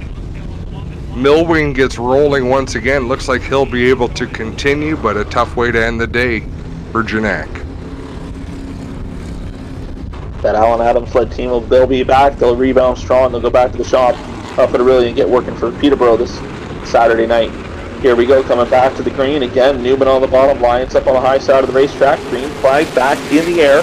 Reinhardt and Paulson side by side in row number 2. Paulson trying to make the high side work. Reinhardt strong down the bottom. Lions with a great run down the back straightaway in that 9 machine up on the high side. And Newman sideways. Wow. Got loose out of turn number 4. I don't think they made contact. I mean, both cars looked a little bit twitchy coming off the turn, more so actually the 9 of Steve Lyons. Let's have another look at that. I can see it here. No contact. Looks like Newman just doing his best to stay off of Lyons and do the courteous thing here on lap number 2, and unfortunately that one bit him. The Family Funland Gas Construction Rum Rats number 11 machine. Hard impact to the inside retaining wall. Puts an end to Norman Newman's day, and now Reinhardt up to the inside of Steve Lyons for this restart. We'll see if the Roy Foss Thornhill SGR Plumbing Scott Reinhardt Trailer Sales 51 machine has anything for the Creative Edge Nitro 54-9 machine. Down on the bottom side of the racetrack, TJ Edwards now up to the 3rd spot and just formed a 34 machine, looking for some room to work. The Can-Do Homes 34 car, one of the fastest cars in the property, qualifying in practice on Sunday afternoon, looking for room to work in the 3rd spot, but great side-by-side battle. Reinhardt with a slight advantage down on the bottom side of the racetrack. Lions with the momentum, able to fire back at the line, probably led that lap. Lions shoves up the hill just a little, lap empty 1 and 2. That might be all Reinhardt needs to try to clear him. Coming on before caution out once again. And it looks like more trouble for Chris Milwain. And we got Ryan Dick stopped on the front straightaway as well. Yeah, an issue with the left front on the Ryan Dick number 88. He'll have to take... You see that car shaking as he drives away. And the tire is up, but just looks like a heavily bent rim on the left front. Yeah, I think you're absolutely right. Possibly the front end out of alignment, but definitely a bent rim. Nice job by Chris Hawkins to capture that for us. We're ready to go back to green. Side by side, 2x2 down the back straightaway. Lions trying to edge Reinhardt on just a little up on the high side of the racetrack. Some Chevrolet Camaro base car on pit road, green flag back in the air. Lions up on the high side, shoves up the track just a little. That car just a slight little push in the middle of the corner, and Reinhardt seeming to take advantage, trying to pull ahead. The Roy Foss Thornhill 51 machine down on the bottom.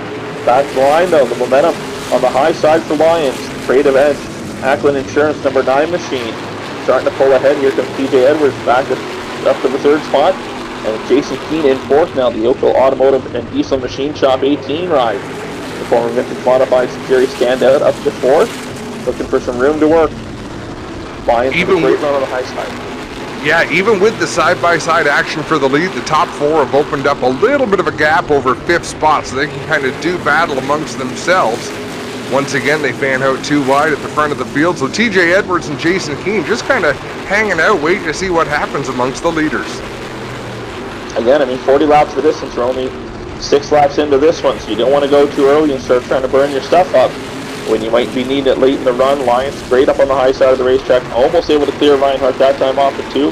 Reinhardt just staying patient down on the bottom side of the racetrack, just taking whatever Lions will give him. The Lions gets a little bit loose that time off of 4.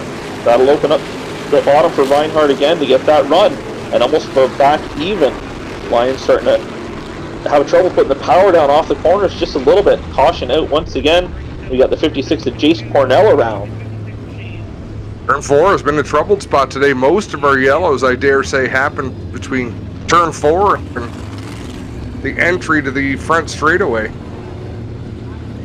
Turn 4 at Sunset a little tighter than turn 2. Turn 2 in the back straightaway, you go out. There's a bit of an arc to the back straightaway. The front straightaway off of 4, it's straight. So once you come off of 4, you got to make sure you're staying off that wall. So it's almost like a bit of a funnel off of 4, and everyone trying to fight for position, make sure where they need to be. And some people point the wrong way when it's all said and done. Green flag back in the air once again. Lions a great launch on the high side of the racetrack. Almost able to clear Reinhardt down into 1. Reinhardt fires back. That Roy Foss Thornhill Chevrolet 51 machine down on the bottom. Great run down the back straightaway. Side by side off of 4. Reinhardt with a great run. He'll lead him back to the straight that time, Bob. Lions trying to fire back. Almost almost to be able to fall in line behind the 51 machine, but stays up on the high side of the racetrack. Here comes TJ Edwards now, just home at Donna Davis and Remax, home hard with 34 machine. Down on the bottom side of the racetrack, Lions gets that great run through 1 and 2 and down the front straightaway, able to pull back alongside Reinhardt. Drives it deep into turn number 3, but just loses the ground right there in the middle of the corner. And Reinhardt now able to clear the 9 machine. And Lions left dealing with the 23 at TJ Edwards. Can do Holmes 34 machine, pulls alongside the Nitro 54 9 machine down the back straightaway. But that side-by-side battle stand right on the rear bumper of the 51 Reinhardt. Edwards sailed that car down into turn 3 and 4. He was able to stick it on the bottom. He'll clear the 9 of Lions. Lions back to 3rd. Jason Keane not able to fill the hole there. He'll stay in the 4th spot in that number 18. And Colton Everingham in that 96 machine up to the 5th spot. Here comes AJ Ems now in the 14, the BAE Environmental 14 ride to the inside of the Quick Brighton Speedway B10 at Paulson. That's the battle for the 6th spot right behind Colton Everingham. Runs in the 5th spot. The Fireplace and Patio Stop 96 machine, car owner Wally Wilson. Physically, two of the largest drivers in the facility, Colton Everingham and Kelly Balson, both well north of 6 feet tall. I mean, Balson, an incredible sight, standing near 7 feet tall. You won't know what's standing next to him, but that man's almost 7 feet tall, and I will tell you that all day long. The one in recreational racing B10 machine falls back. Here comes AJ Ems, the 14 car. Great run to the inside of Everingham down the back straightaway. Looking to go 2 for 1 and crack the top 5 is the 14 car. A great drive early on in this one from the tail of the field is AJ Ems, now in the top 5. Yeah, just picking away the spots, not even halfway through this race yet, and AJ Ems is up into the top 5. We say this often though, every pass you make, the closer you get to the front, the harder these drivers become to pass. Yeah, and right now it's a good gap up to the leaders, so Ems going to have to hope the cautions fall his way to be able to close back up. If not, he's going to have to use a lot of his stuff and hope these guys battle each other really hard for him to be able to close the gap to the leaders at this point. Down the back straightaway they go, closing in on the halfway point in this one. Out front is Reinhardt, the 51. TJ Edwards in second, all over the rear Nerf bar, looking for a little chink in the armor. All he's going to need is Reinhardt to make a little slip up, and TJ Edwards going to try to capitalize on it.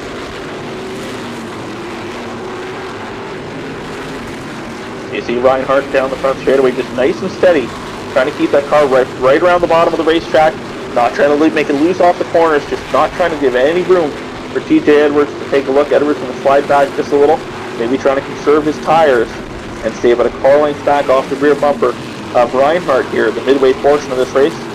21 laps complete, 19 laps remain for the Kingston Chevrolet Modified Tour. Their 2021 debut, their first race of the year here at Sunset Speedway. Lions holds on to the 3rd spot. Here comes AJ Ems now, looking to the inside of Jason Keane. That's for the 4th spot. The BAE Environmental across Canada to the inside of the Oakville Automotive and Diesel Machine Top 18 machine of Keane. Side by side for the 4th spot off at turn number 4. Ems slides up the racetrack, still able to give Keane a little bit of room.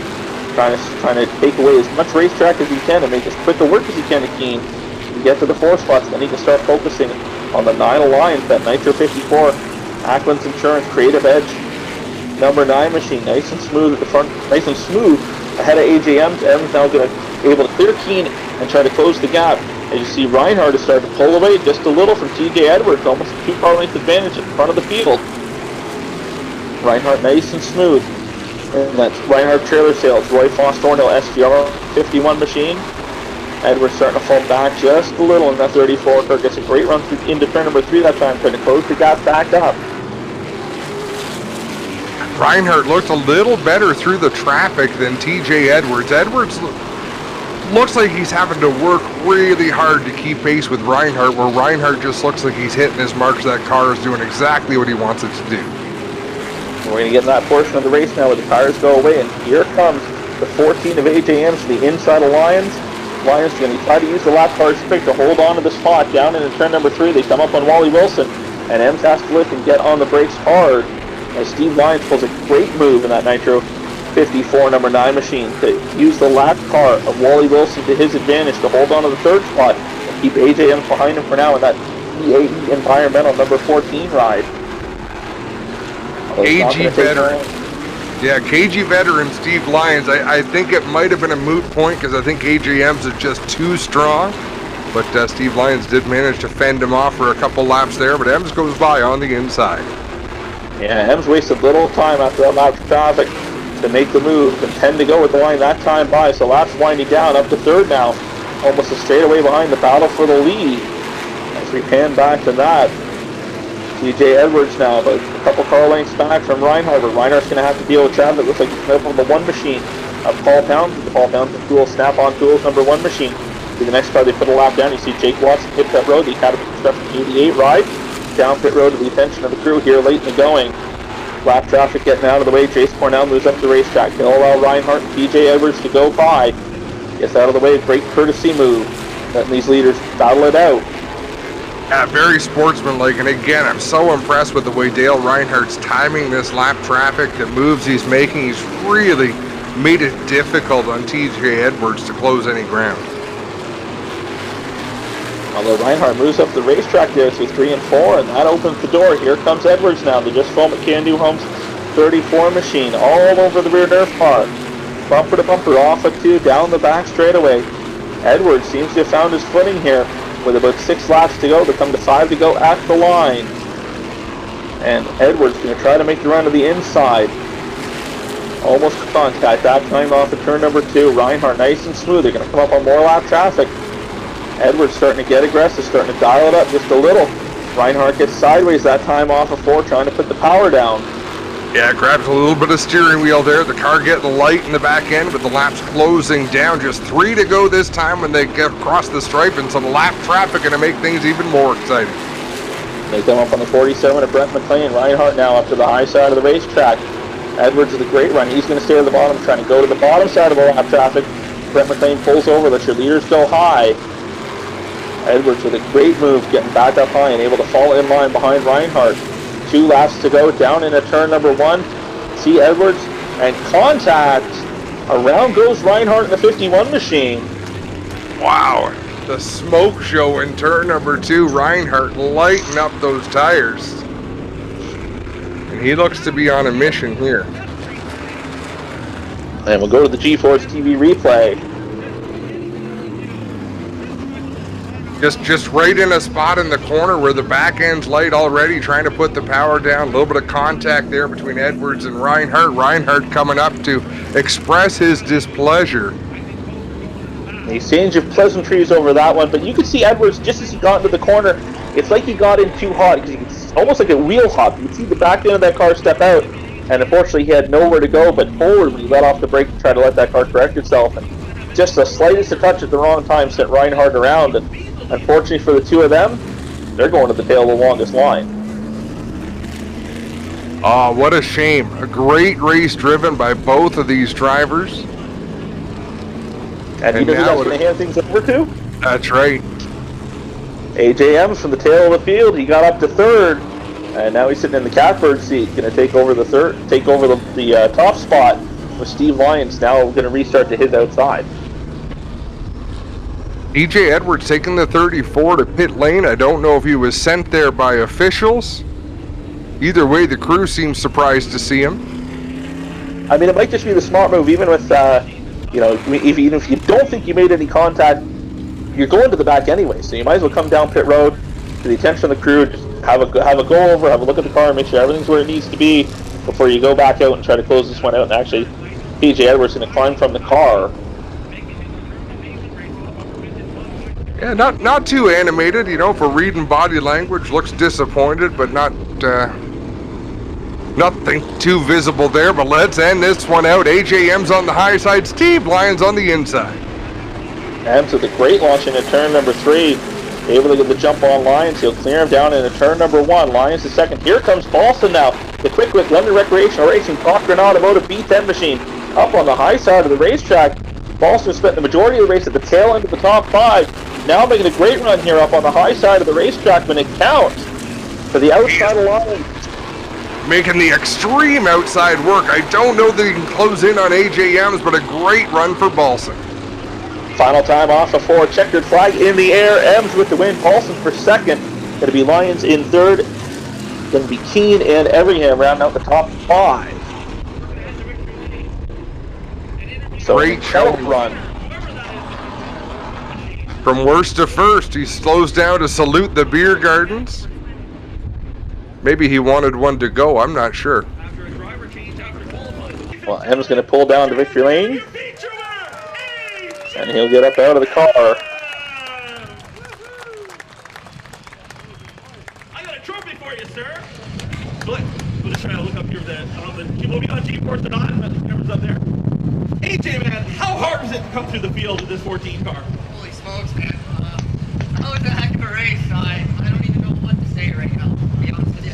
Huge thank you to Taylor Holdaway. What a good race car driver. Getting the car where it needed to be for me to come here and just drive it, man. What a hot rod. Thanks to my crew. Thanks to Peter Shatanis, Taylor Holdaway, my dad, VAE Environmental, Ryan Ward, and all of our partners on this car. There's a lot of people that make this deal work, and couldn't do it without them. Now, is this the plan all along for you to try to get here and run the feature, or was this a last-minute thing where you asked the newly minted wife if you could go racing this afternoon? Well, it was definitely, we didn't really have much of a plan. We knew we wanted to be at the racetrack.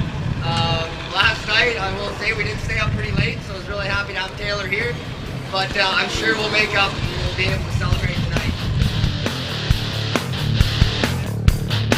And AJM celebrating as we get ready for Ontario Super Late models on the other side of the break.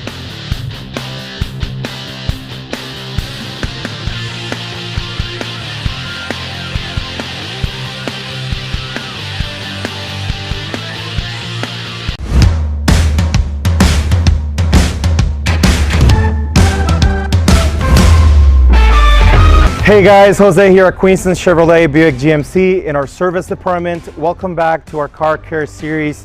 If you are looking for quick, efficient, and quality maintenance for your vehicle's essential needs, our certified express service is here to help. Please follow me. Okay, so we're inside of our express service bay. You don't need an appointment to get your vehicle serviced here. It's an under 30-minute lube, oil, and filter change, all done by our GM certified technicians that know your vehicle inside and out. You can also get a complimentary car wash at the end of your service and get an alignment check done here in our express service bay. Okay guys, that's a wrap for episode number 2 of our car care series. Please visit our express service. Again, no appointments necessary for here, so we'll be waiting for you. Thanks.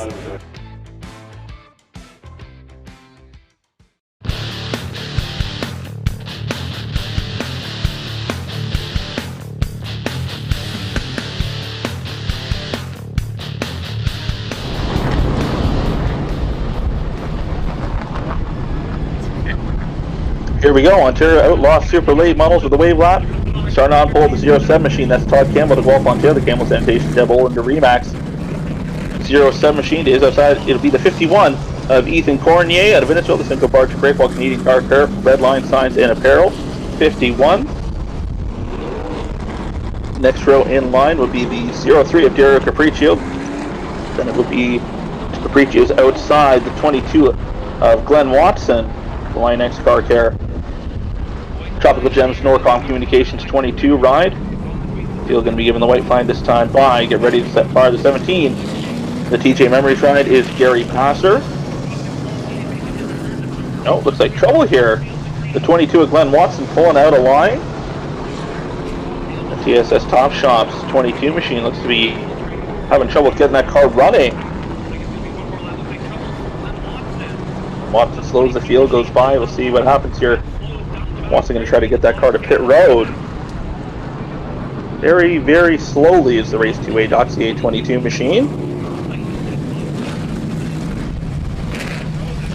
I'm not sure what's going on with that race car. Just seems to have lost fire there as he's limping down towards pit road. Crew starting to run across the infield. Yeah, curious to see what they're able to do. So they're going to line the field up, and Glenn obviously, unfortunately, going to forfeit his position, needing to go to pit road. You see the crew over the wall. And the team getting ready to take the hood off if need be. Someone jumping in the passenger side window. Trying to see if they can, maybe something electrical that they're trying to get at to see what's caused the 22 car to stop running. I believe that is Daryl Watson inside the passenger window. See Josh Watson Getting ready to take the hood off if need be, and hood pins are going back on, so they got the car running. I've always wondered how much there is a crew person can do with their feet hanging out the passenger side window. If you ever walk up to one of these cars, there's not much in there to access, so Lord only knows what they're working on.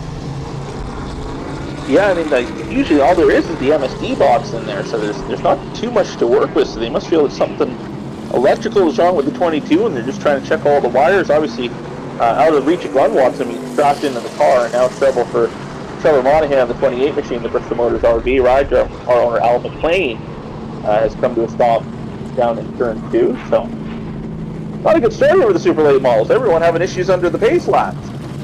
Yeah, but a tough start for sure. But you do have to remember, I mean, these as fast as these cars are, they're very finicky. You know, there's a lot of high-end parts on them, a lot of stuff that's very consumable, and a lot of stuff that needs to be changed constantly and maintained. So these super late models, they do take a lot of care and a lot of detail to make sure everything's right. Unfortunately, if you just miss one of those little things, it always comes back to bite you when you least expect it. It sure seems to. Trevor Monahan's day is going to end before it really begins here in this feature event. Tough break for the driver from Hamilton. The Queenston Chevrolet pace car hits pit road. We'll get the green flag. 50 laps the distance here for the Ontario Outlaw super late model. Courtney with the jump on the high side of the racetrack. Campbell down low into the 07 machine. Side by side for the top spot. Up the hill a little. Goes the 51 Fournier. Campbell gets loose. That's going to allow Fournier to pull away in the 51. Here comes Gary Passer up on the high side. The DJ Memories 17 machine. The outside of Daryl Capriccio. The Genco Equipment 03. Capriccio driving for car owner Bill Passer. Campbell up to second. The Devil Owens Remax 07 machine. Hold on to second. And here comes Gary Passer now looking for some room to work. Mike Wilkinson on the move to 27, as well as John Cadman Jr. The Bristol Motors RV 71 machine up to the 6th spot looking for more, and he's got the 29 as Sean Grossman in tow in that S&P Motorsports 29 ride. Looks like that outside lane is the place to be if drivers want to advance, but as I say that, Capriccio in the 03 kind of picking up the pace a little bit, and he clears the 27 machine of Wilkinson here. Wilkinson had been working that high groove. Gary Passer up on the high side. Just ahead of Capriccio, and here comes Wilkinson with a great run into turn number 3. Just almost in the third groove of the racetrack is that RGC Sports 27 machine to the outside of Capriccio, trying to make it work. Passer starting to pull away from that battle just behind him. Wilkinson again with a great run into turn number 3, trying to get as many spots as he can here in the early going while those tires are still fresh before you want to try to go into conserve mode and try to save something for the end. Capriccio slides up the racetrack a little. That's going to allow Wilkinson to clear him. And here comes John Cadman Jr. now. The Power Sports Links Financing number 71 machine. Looking high and low on Capriccio. Capriccio taking the lane away on the high side of the racetrack once he had Wilkinson get clear of him, and Cadman not sure which way to go now and just lost some ground in the 03 of Capriccio. You know, 50 laps is a long time, but at the same time, you look out your windshield and you see leaders starting to drive away. You can't help yourself but get a little bit antsy and try to make moves. John Cadman, I think, has a fast race car. Same with Sean Grossman. You know they want to get up there towards the front end of the top 5. And there's a few drivers between them and their destination. So we'll see what they decide to do and which lanes they try to use. As we say, these cars are such a handful to drive. You got to pick your spots wisely. And you see Wilkinson doing a great job down on the bottom side of the racetrack. That RGC Sports 27 machine going to slide up the hill down the back straightaway in front of the 17 of Passer.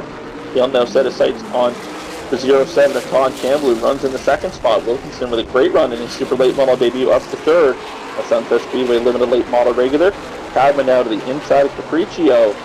The Genco Equipment TJ Memory 03 machine up on the high side of the racetrack, trying to hold off the Bristol Motors RV 71 machine Cadman. Cadman trying to be careful again, making the move on the bottom side of the racetrack. It's still hard to do to put the power down without having those tires step out on you down on the bottom side of the racetrack. Being very mindful of that is Cadman, the 71 machine, as now that battle has caught the 17 of Gary Passer as he's working the high side of the racetrack. Capriccio might be losing some ground up high, and Cadman with a great run off it too, able to clear Capriccio now, and he'll set his sights on the 17 of Gary Passer. You look at the inside, just wide open for John Cadman. He's got to be drooling at the open lane there. Just as you say, gingerly getting on the throttle, trying to keep those Hoosier tires under him. Make his moves wisely. Glenn Watson on the move now. And that Tropical Gems number 22 machine after starting at the tail of the field after those problems on the pace lap. He'll go around the 29 Grossman and now try to work to the outside of the 03 Capriccio. As Cadman now side by side with the 17 and Gary Pastor passing into the very hard. Doing a great job up on the high side of the race, but Cadman with a great run off of 4. Finally able to clear that 17 machine. And now he'll set his sights on the next car in line ahead of him, which is the 27 of Wilkinson. Passer up high, Watson following in his tire tracks. Trying to clear the 03 Capriccio. Here comes Watson now with the move to the inside of the 17, but they're going to come up on the lap car, Chris Burrows and the 64B machine. So they'll all have to try to get single file to work the high side around the 64B of Burrows. Burrows doing a great job staying down low, giving everyone the outside lane to get around them, staying low in the corners. Grossman going to take advantage and keep Capriccio pinned down on the bottom. That Nova Race Engines Flathead Designs GTA Race Design 29 machine up on the high side of the racetrack now, following the tire tracks of the Line X22 machine of Glenn Watson. Watson looking to the inside of Gary Pastor, the TJ Memories machine. Ethan Cornier out front, closing in on the halfway point. Nice and smooth at the front of the field. He's got a healthy gap over the 27 of Wilkinson in the RGC Sports Ride. Wilkinson was able to get around the 07 of Todd Campbell. Campbell now back to the third spot. Campbell now going to go to the outside of John Owens, who's the lap car. And contact there, right in front of John Cadman, your third place runner. Todd Campbell got loose, came down the racetrack into the side of John Owen, and that's going to slow up progress for John Cadman and allow Wilkinson and Cornier to pull further ahead. You saw Cadman just dropped right out of there when that happened, probably wisely. He wanted nothing to do with that mishap. Things sorted out, he got back up to speed and cleared John Owen machine. They'll have to work on Todd Campbell. And here comes Sean Grossman now working the inside, but he's going to get set behind that lap car. Glenn Watson able to use the 2 of John Owens as a pick, and the 22 machine now going to go to work trying to close in on the 17 of Gary Passer, trying to take that spot away. In the 5th spot is Gary Passer at the moment. Glenn Watson looking all over the rear bumper cover of that 17 car. Passer goes high down in turn number 1. Watson down on the bottom of the Line X Race Speedway.ca 22 machine. Grossman just behind him a little further, trying to close back in on the battle for the 5th spot. Campbell runs in the 4th spot just ahead of him. Watson with a great run off of 4 down the front straightaway. He'll clear Passer this time coming off of turn number 2 down the back straightaway. Grossman going to try to follow him through down on the bottom side of the racetrack. The Nova Race and Paul Racing Enterprises SMG Motorsports 29 machine. Nice and smooth down on the bottom. Almost able to clear Gary Passer down into 1. He'll do so off of 2 and now give chase to the 22 of Glenn Watson. Just after the halfway point in this one, Ethan Cornier has checked out. Mike Wilkinson in 2nd. Cadman in 3rd. We follow Todd Campbell, who runs in 4th. And Glenn Watson, who's in 5th now, with Sean Grossman in 6th in tow. Everyone trying to catch the leaders out front. Campbell doing a great job after starting on the front row. Has fallen back to 4th, trying to hold on to what he can. Glenn Watson slowly closing in on the Devil and Remax 07 machine down the back straightaway. Campbell running the bottom side of the racetrack. And here comes the 22 of Watson. Look to the inside, and Campbell slammed the door shut, see him coming, and took that bottom lane away. We'll see what happens this time off at 2. Again, Campbell going to the bottom side of the racetrack, giving these what he believes might be faster cars, but these guys catching them the high groove of the racetrack. If you can pass me, you can do it up high, but I'm holding down to my lane of the racetrack down around the bottom. And side by side behind Campbell, Sean Grossman now looking for room to work in that 29 machine, the driver from North Miami, Florida. Watson with a great run through 3 and 4 to the outside of Todd Campbell. He'll clear him and take over the 4th spot now. And that'll leave Todd Campbell to deal with Sean Grossman. Grossman with a run to the inside off of 2 down the back straightaway. Campbell finally up to the high side of the racetrack, and that's going to allow Grossman to go by. Campbell going to have to worry, though. He's got Gary Passer and Derek Capriccio right behind him. Yeah, Campbell did not want to give up the inside of Glenn Watson, and then when Cadman came along, he was a little more willing to give up the bottom. Todd Campbell trying to maintain a top 5 spot there. That car has gone away a little bit. It's been a handful. Yeah, Campbell fighting that car seemingly off of every corner. That car just really loose as soon as he gets on the gas. Passer and Capriccio now. Passer way up the racetrack there. Big wiggle for Gary Passer, the TJ Memory 17 machine. Able to collect that 17 cover. He's going to lose the spot to Gary Capriccio. This battle just outside the top 5 as they run on the racetrack. 15 laps to go. On the Norcom Supply scoreboard here, laps winding down. Ethan Cornier out in front. He's working lap traffic at the moment. We pick him up here. He's going to put Dustin Jackson lap down. Jackson's the team doing a great job getting that 61 machine turned around after the incident in qualifying heat race, the Northern Landscape Wardlaw Heating and Cooling 61 machine. The team had a lot of work to do with right front suspension damage on the 61 and able to get the car back out. Adrian Foster now lap down to the 52 machine, the Genco equipment ride. As Wilkinson runs in second, Cadman starting to close in on the RGC Sports 27 machine. You see it there, Cadman there, the Bristol Motors RV Pro Sports Link Financing Pro Battery 71 machine. Starting to close in on Wilkinson, that 27 ride. Close. Sorry, Brennan. Cadman's running almost what I would call a visitor's line to Sunset Speedway. You don't normally see Sunset veterans run that extreme bottom, right? The veterans, the people that have run here a lot, they kind of run the lane that Glenn Watson's running right there, a lane off the bottom. It's fun to watch them come together because Grossman pounding the bottom of the racetrack, Glenn Watson running a lane up, and it is just so hard to make a move to the inside and actually complete that pass. Yeah, Sunset, you really want to take a late entry. You don't want to come down in the bottom and almost dime in the corner like Cadman's trying to do. You want to make it nice, wide, and swooping and try to save that right front and right rear of the car. But Cornier out front now, under 10 laps to go for the 51 machine. The young man out of Innisfil, Ontario, has had no luck in the super late model ranks. As we mentioned earlier, took time away. His last feature when I believe coming to Sunset, I want to say like 2007, 2008, 2009, somewhere in there in the mini stock division here at Sunset. So Cornier, it's been a long drought. He's tried his hand at super stock racing and super late models, and no luck so far. But right now, with 7 laps to go, he's out front, leading the field. As Wilkinson and Cadman work heavy lap traffic now. Wilkinson looking to the inside of Foster in the 52 machine. Cadman all over his rear bumper. Cadman trying to take advantage through lap traffic. Wilkinson with a great run, the RGC Sports 27 machine, off of 4 and down the front straightaway, able to clear the 52 of Foster. But here comes Cadman now, looking to follow him through. The Bristol Motors RV 71 machine. He'll look to the inside of Wilkinson off of 4. Wilkinson cleared Foster and came right up the racetrack. He was able to get a good run off of turn 2, and I think that really saved him there from John Cadman leaping at the opportunity. As it is in open traffic, Cadman still closing in, but as I say, Wilkinson up high, Cadman kind of running that visitor line, which is right around the bottom of the track. It uses up a lot of right front tire.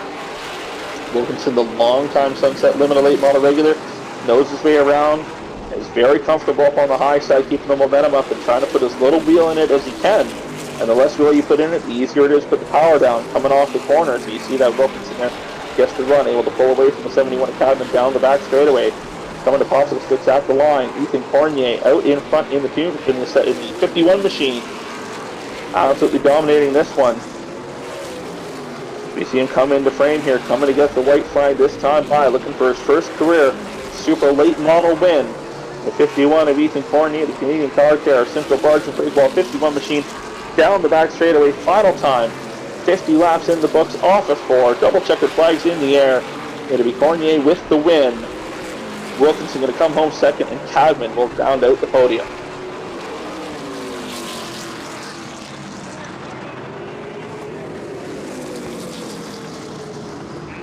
Great showing for these super late models again. Nice to see. Not a lot of carnage in this one.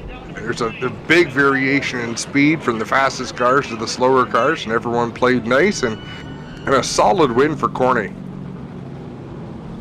Yeah, Ethan Cornier, the longtime campaigner out of Innisfil, a longtime family member. You see Gary Pastor stopping by there, a longtime friend of the Pastor family. He spent a lot of time with Gary's son Brandon here at Sunset, working on their super stock program. And Cornier going to drink this one in, celebrate. He's got a large contingent of fans over in the beer garden, where he's going to start his celebration. We'll head down to Victory Lane.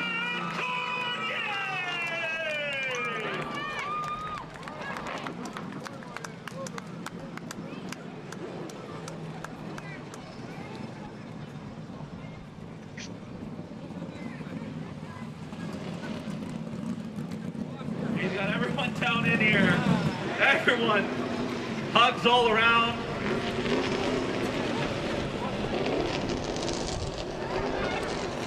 Oh, I guess someone's gonna hand the trophy over to him. I've been relieved of my duties. Ethan, my man.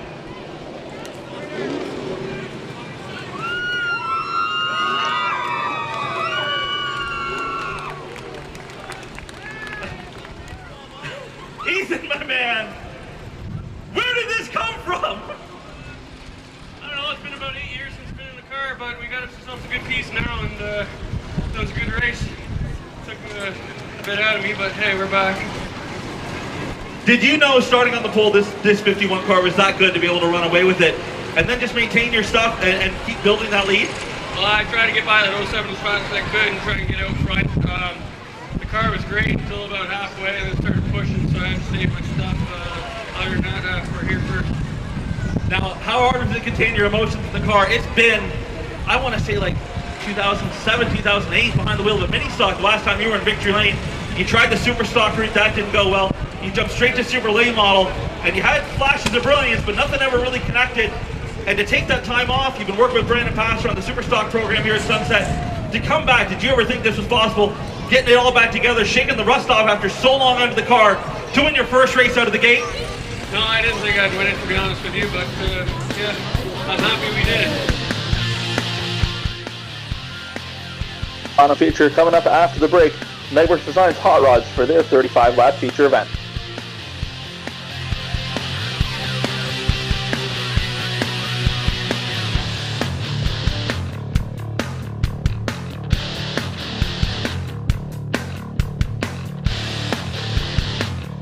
The people's choice since 1968.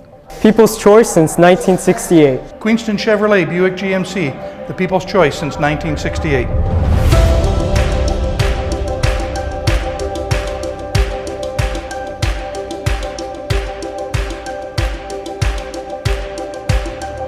Hey guys, my name is Jose and welcome to Queenston Chevrolet Buick GMC. Today I want to talk to you about what makes us stand out and apart from other GM dealerships. So we're family owned and operated since 1968. In those years, we've been actively involved in our community through numerous endeavors. We're also a proud member of the Hamilton Chamber of Commerce. So our GM dealership has won multiple awards throughout the years for sales, parts, and service. So as a thank you to our customers, we have a loyalty rewards program. So any expense that you do at our dealerships will get you points and money. The points you can unlock rewards with, so like details, you get free gift cards once in a while as well. The money you can save up and use for the purchase of your next vehicle. Also, if you show the cards at our local merchants that are partnered with our program, you will get discounts like at Montana's or Turtle Jack's. You get exclusive discounts and promotions. Additionally, we also have a very large lot and inventory, lots of trim levels, lots of colors for you to choose your perfect vehicle. Thank you. Remember to visit us online on queenstonchev.com or come say hi in person at our dealership so we can show you why we have been the people's choice since 1968.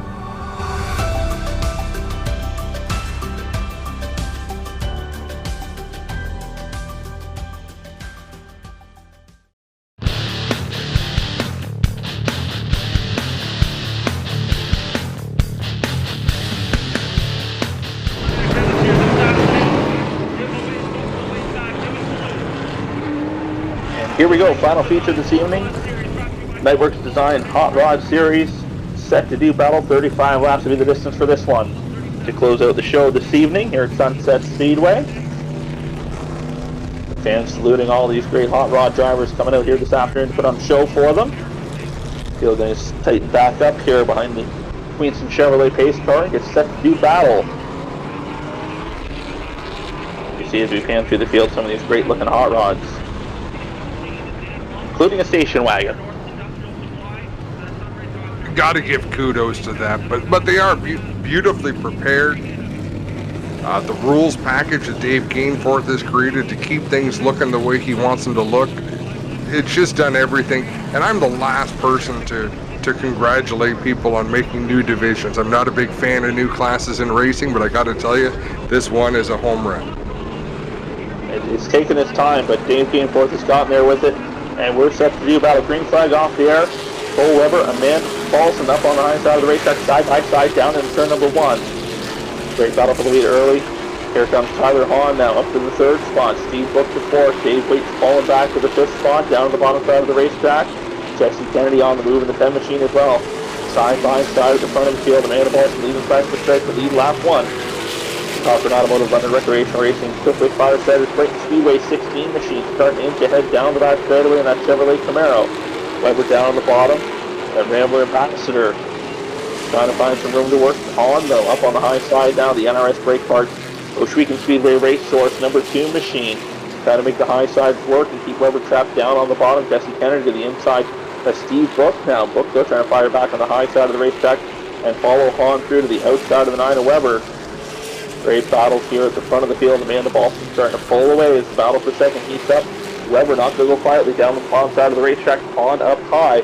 Trying to make that work in that 66 Pontiac Beaumont. It's top 5 or 6. These were the top 5 or 6 best cars out of the heat races. This is kind of the cream of the crop for what's here today. So great to see them all in this pack battling it out. Three-way battle for second. Yes. They're giving each other room. No one's crowding each other. They know it's early, and they really don't want to put too many donut marks on these beautiful hot rods. So right now, Hahn now slides up the racetrack just in front of Kennedy. Cole Weber still strapped down on the bottom side. Quick Wick, NRS brake parts, Fox's Baker and Deli, number 2 machine of Hahn. We'll go to work now and try to reel in the 16 of Amanda Paulson out front. That Chevrolet Camaro. The Hampton General Store Castrol London Recreational Racing 16 machine. Hahn now under pressure. Here comes Jesse Kennedy, the Gen 7 Fuels.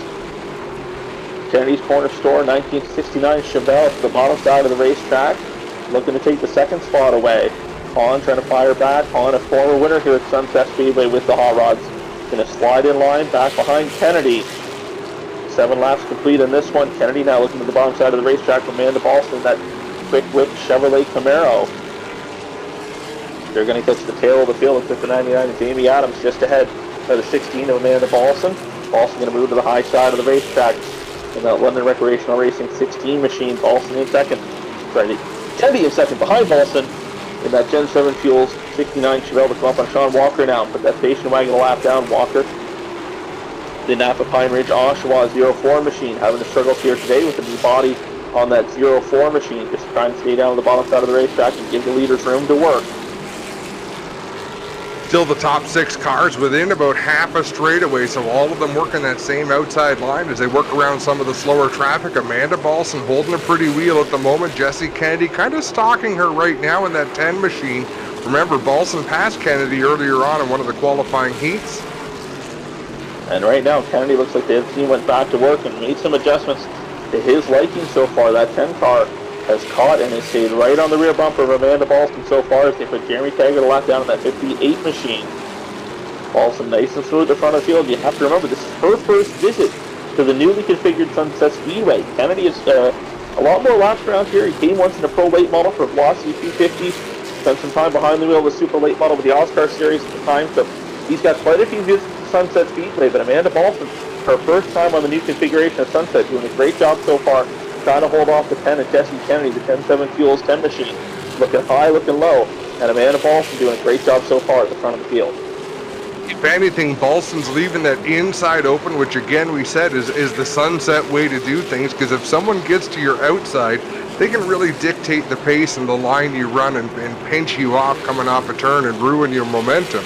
Someone gets to the inside, it's actually harder for them to earn that position. So we got Steve Book working the outside of Weber down into turn number 1. That's a battle for 4th. Weber doing a great job after starting on the front row, just falling back just a little. His first start behind the wheel of a hot rod after converting that car over, and Weber's first visit to Sunset, so trying to build a notebook. Here comes Kennedy now to the bottom side of the racetrack, side by side for the top spot. Paulson trying to hold off on the top side, but Kennedy with a great run down on the bottom side of the racetrack. The Discount Auto Parts Depot and Supply number 10 machine going to go to the front of the field.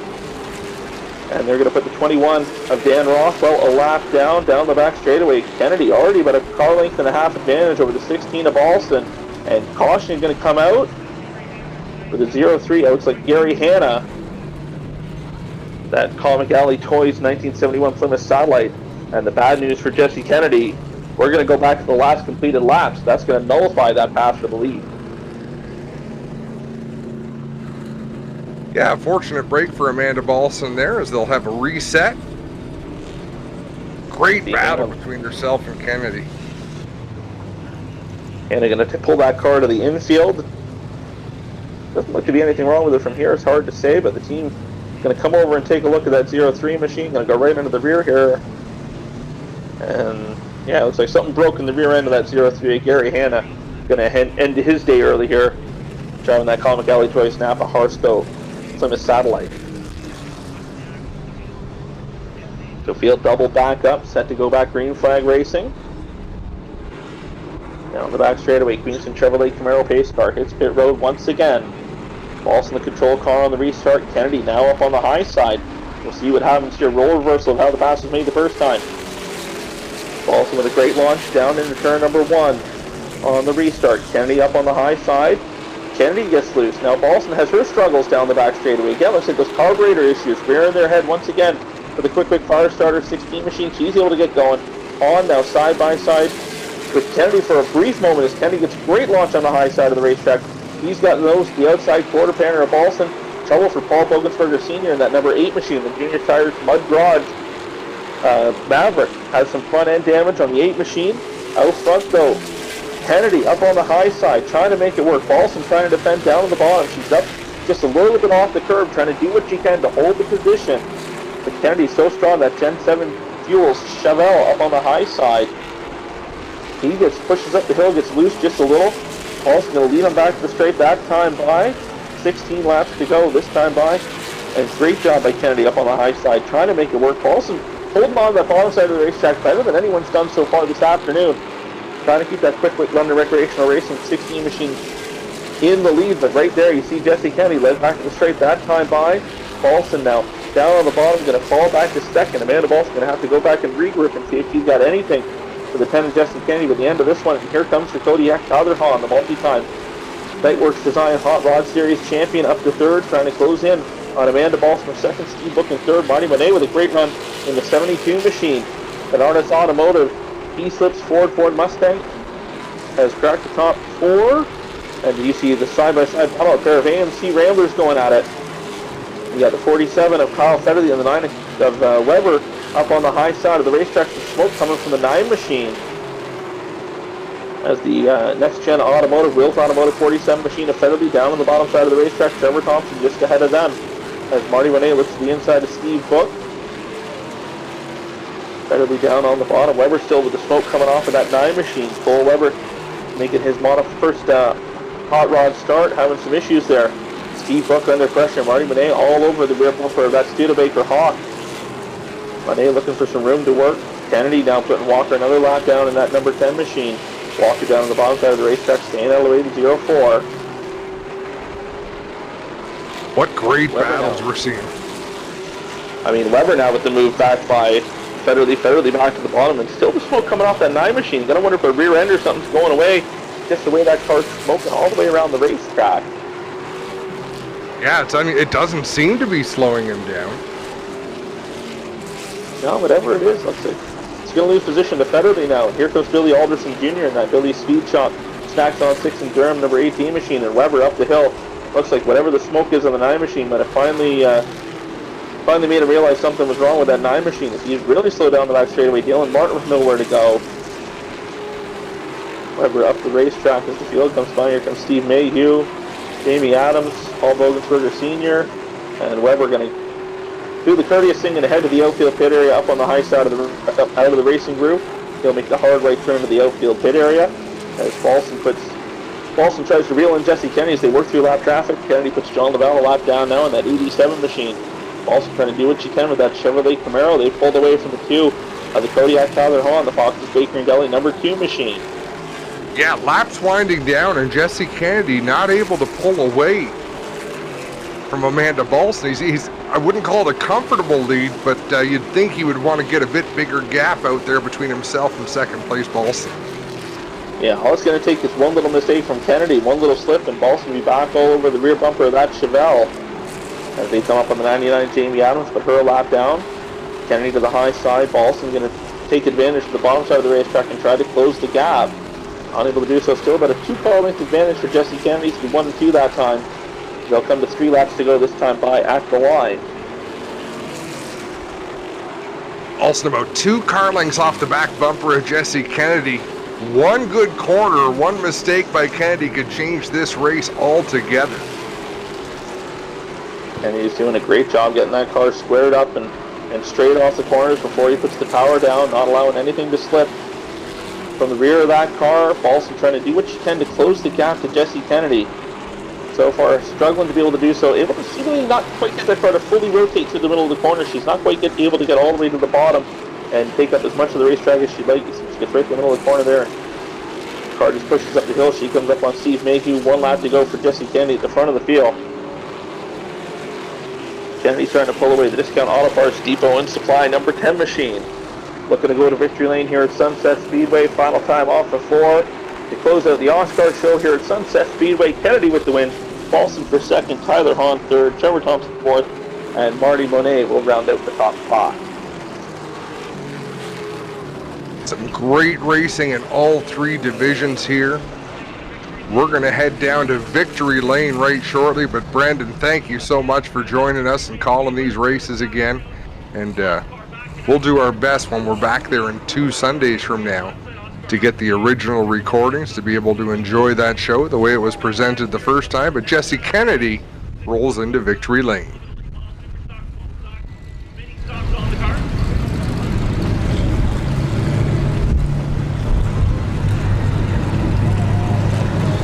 I appreciate you having me on. It's an honor to be here. Jesse, my man, Sunset hasn't been your place. Like you said coming into the season you struggled here, but this 10 car, it didn't make it look like you were struggling at all this afternoon. Well, yeah, it's just first heat race there, starting on full, a little bit easier to stay on the front of the second one coming from the back.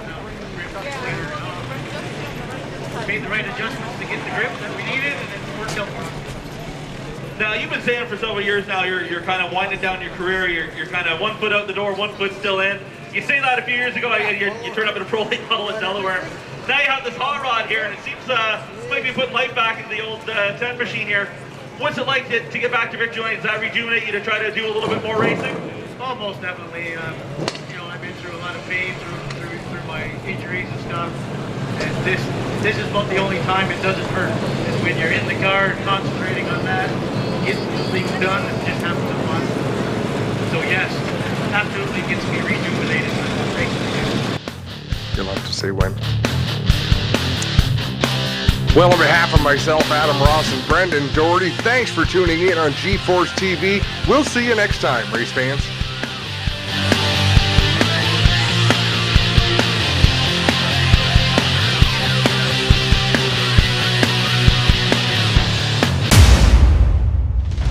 This copyrighted broadcast may not be reproduced, retransmitted, or used in any form without the authorized written consent of GeForce TV.